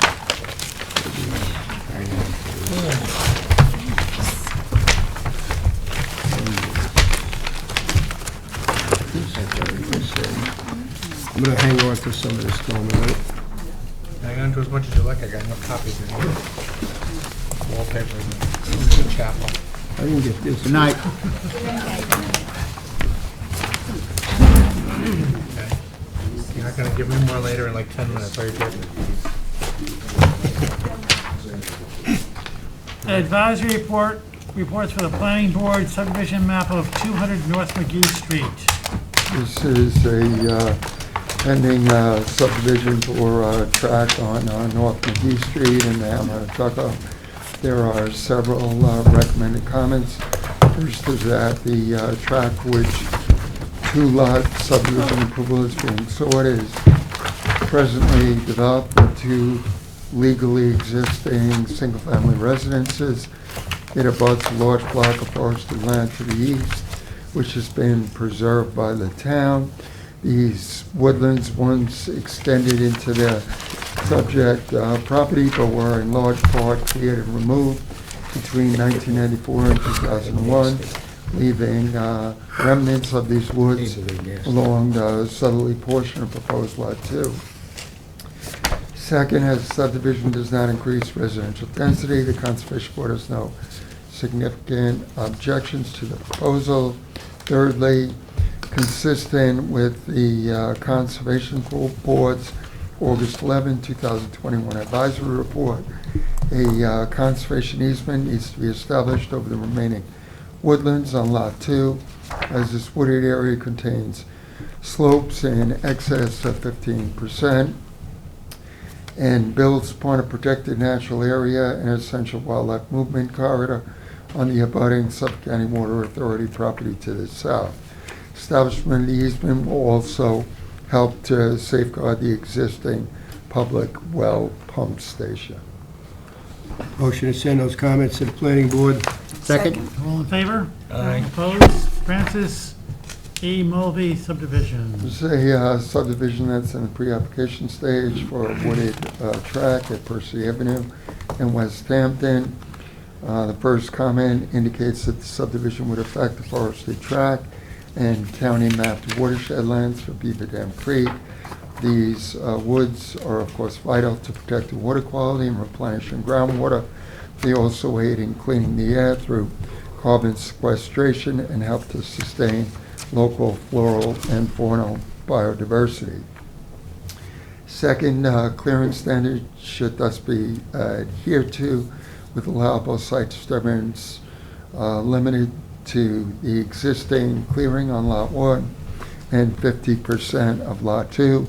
Thirdly, track is located within 1.5 miles of documented summer occurrence, federally endangered northern long-eared bat.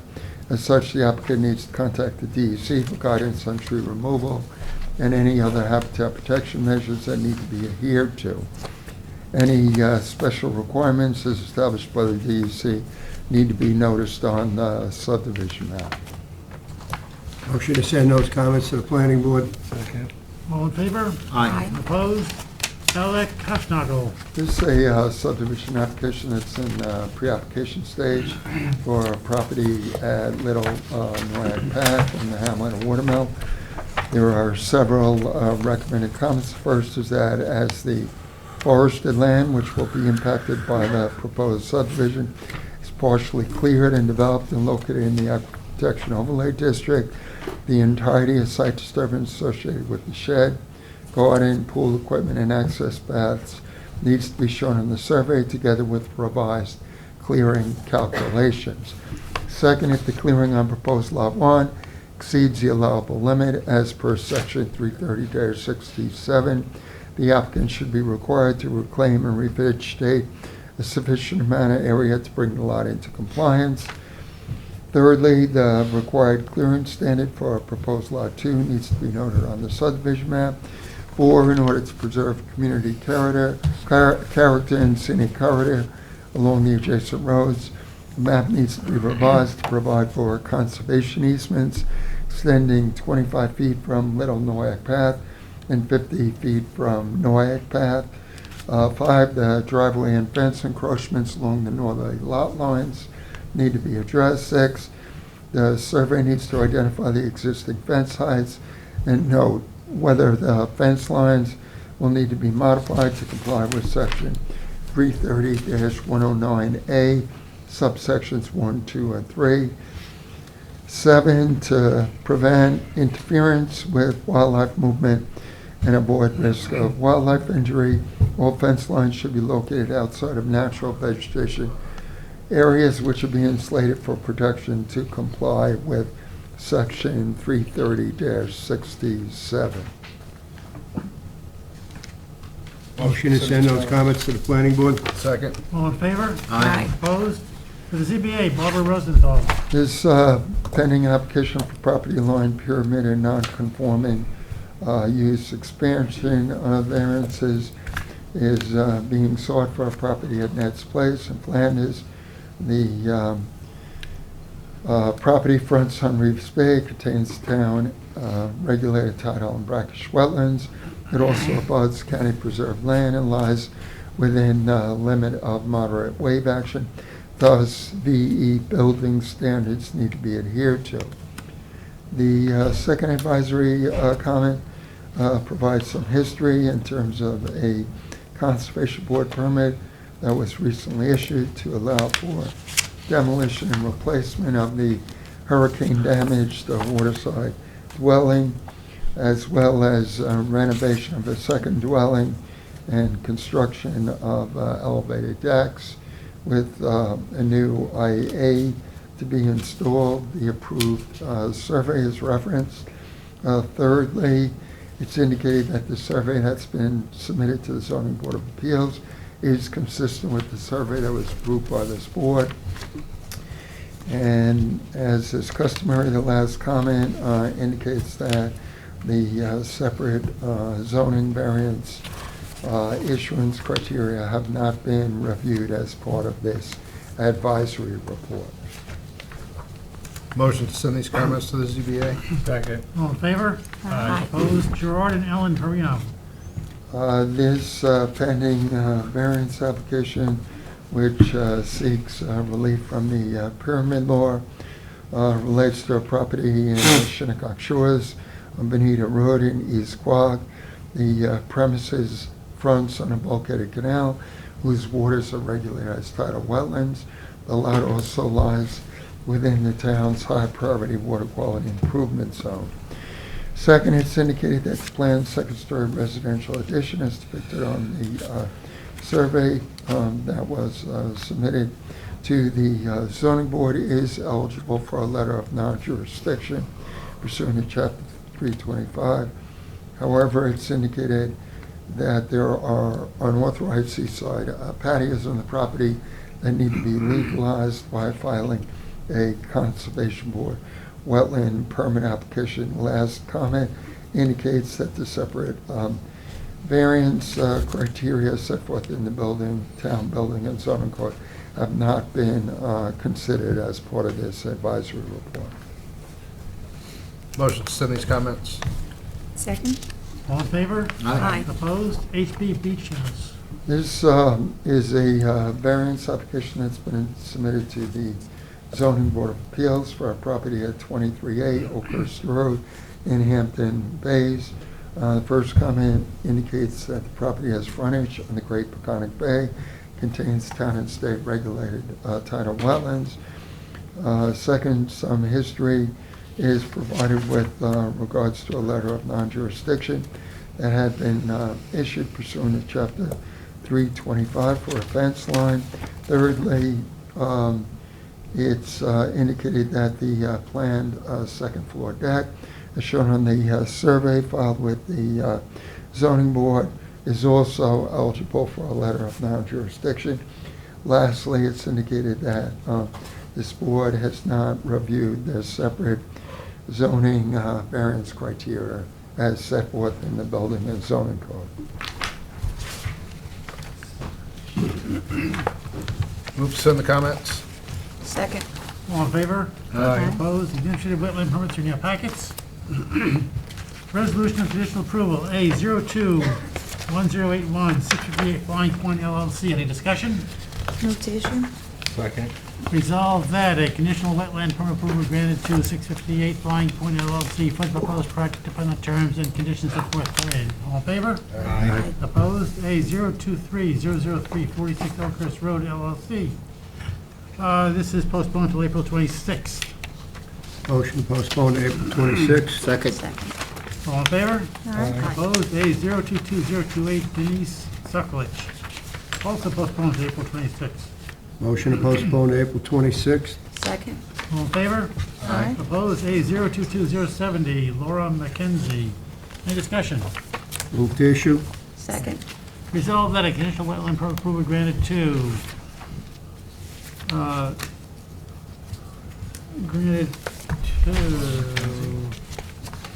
Laura McKenzie. Let's see, okay, I got these mixed up. Yes, Laura McKenzie, for the proposed project upon the terms and conditions set forth therein. All in favor? Aye. Opposed? A 022081 4519 Noyak LLC. Any discussion? Move to issue? Second. Resolved that a conditional wetland permit will be granted to 4519 Noyak LLC for the proposed project on the terms and conditions set forth therein. All in favor? Aye. Opposed? A 022087 Linda Perillo, postponed to April 26th. Motion to postpone to April 26, 2023. Second. All in favor? Aye. Opposed? Preliminary review of secret determination. A 021076 Nicholas Christopher and Penelope Christopher, postponed to April 26th. Motion to postpone to April 26th. Second. All in favor? Aye. Opposed? A 022012 Duretti Hoopa, postponed to April 26th. Motion to postpone to April 26th. Second. All in favor? Aye. Opposed? A 022019 Doreen Grigo. This application relates to residentially developed property on a private right-of-way in the Hamlet of Hampton Bays. Property has frontage on the Shinnecock Canal and Apes Cove. The application has been filed in order to gain this board's approval to construct a swimming pool and pool patio, as well as to install the required pool enclosure fence, equipment, and dry well. The property is encumbered by an existing covenanted wetland non-disturbance, non-fertilization buffer that needs to be restored as well. There is a preliminary advisory report on file dated April 10, 2023. The report makes certain recommendations in terms of wetland impact mitigative measures, all of which the applicant has agreed to.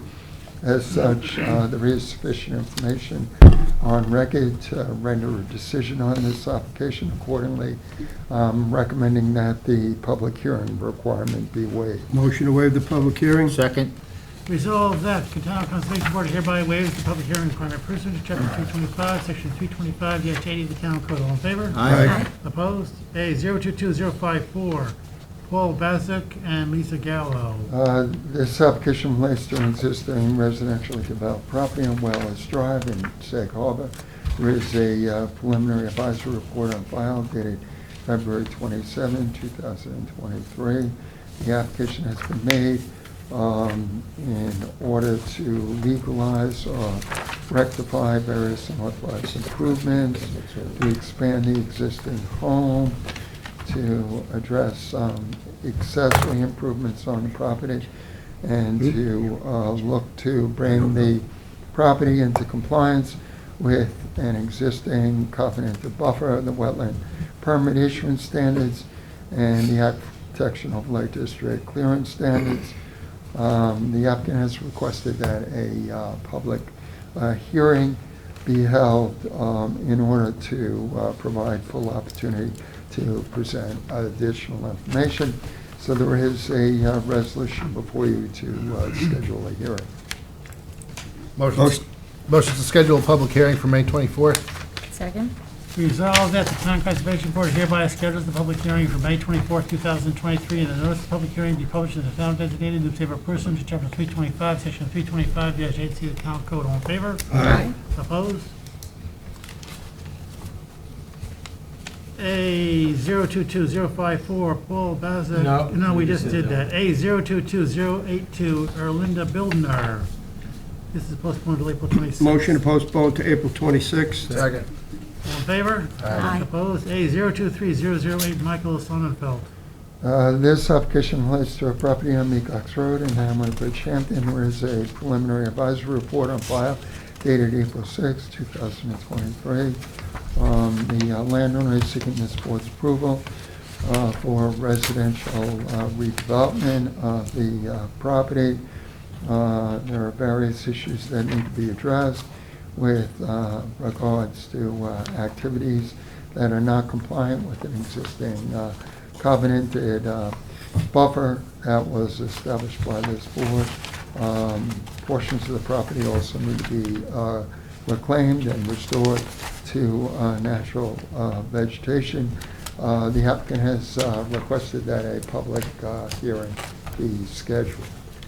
Motion to schedule a public hearing for May 24th. Second? Resolved that the Town Conservation Board hereby schedules the public hearing for May 24th, 2023, and that a notice of public hearing be published in the town designated newspaper pursuant to Chapter 325, Section 325-8C of the Town Code. All in favor? Aye. Opposed? A023010 Margot Carr and Dana Robinson. This application relates to a residentially developed property in Harrison Terrace in East Quogue. There is a preliminary advisory report dated March 27, 2023.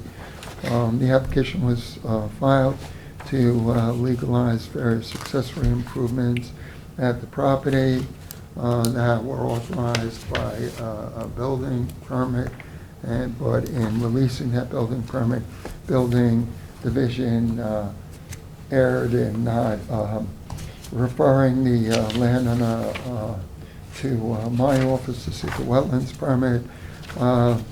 The activities are generally compliant with the wetland construction setbacks required by Chapter 325.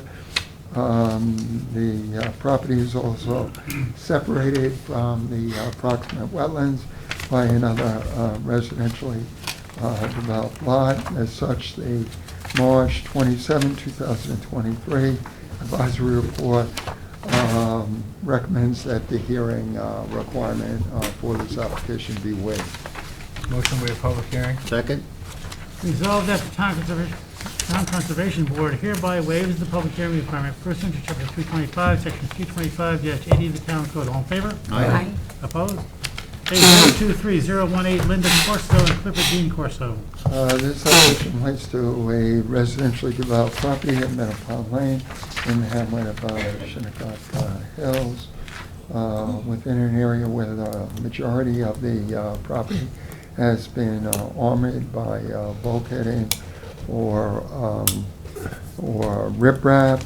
The applicant is seeking this board's approval in order to construct a swimming pool. There are some issues that need to be addressed in terms of non-compliant activities, which are described by the April 6, 2023 advisory report. The applicant has agreed to address the outstanding issues. At this time, there is sufficient information to make a determination on the application. Accordingly, the advisory report recommends that the hearing requirement be waived. Motion Motion to waive the public hearing. Second. Resolved that the Town Conservation Board hereby waives the public hearing requirement pursuant to Chapter 325, Section 325-80 of the Town Code. All in favor? Aye. Opposed? Code Interpretation Amendment A02209591 Cobb Isle is postponed until April 26th. Motion to postpone to April 26th. All in favor? Aye. Opposed? Motion to adjourn. Second. All in favor? Aye. Opposed?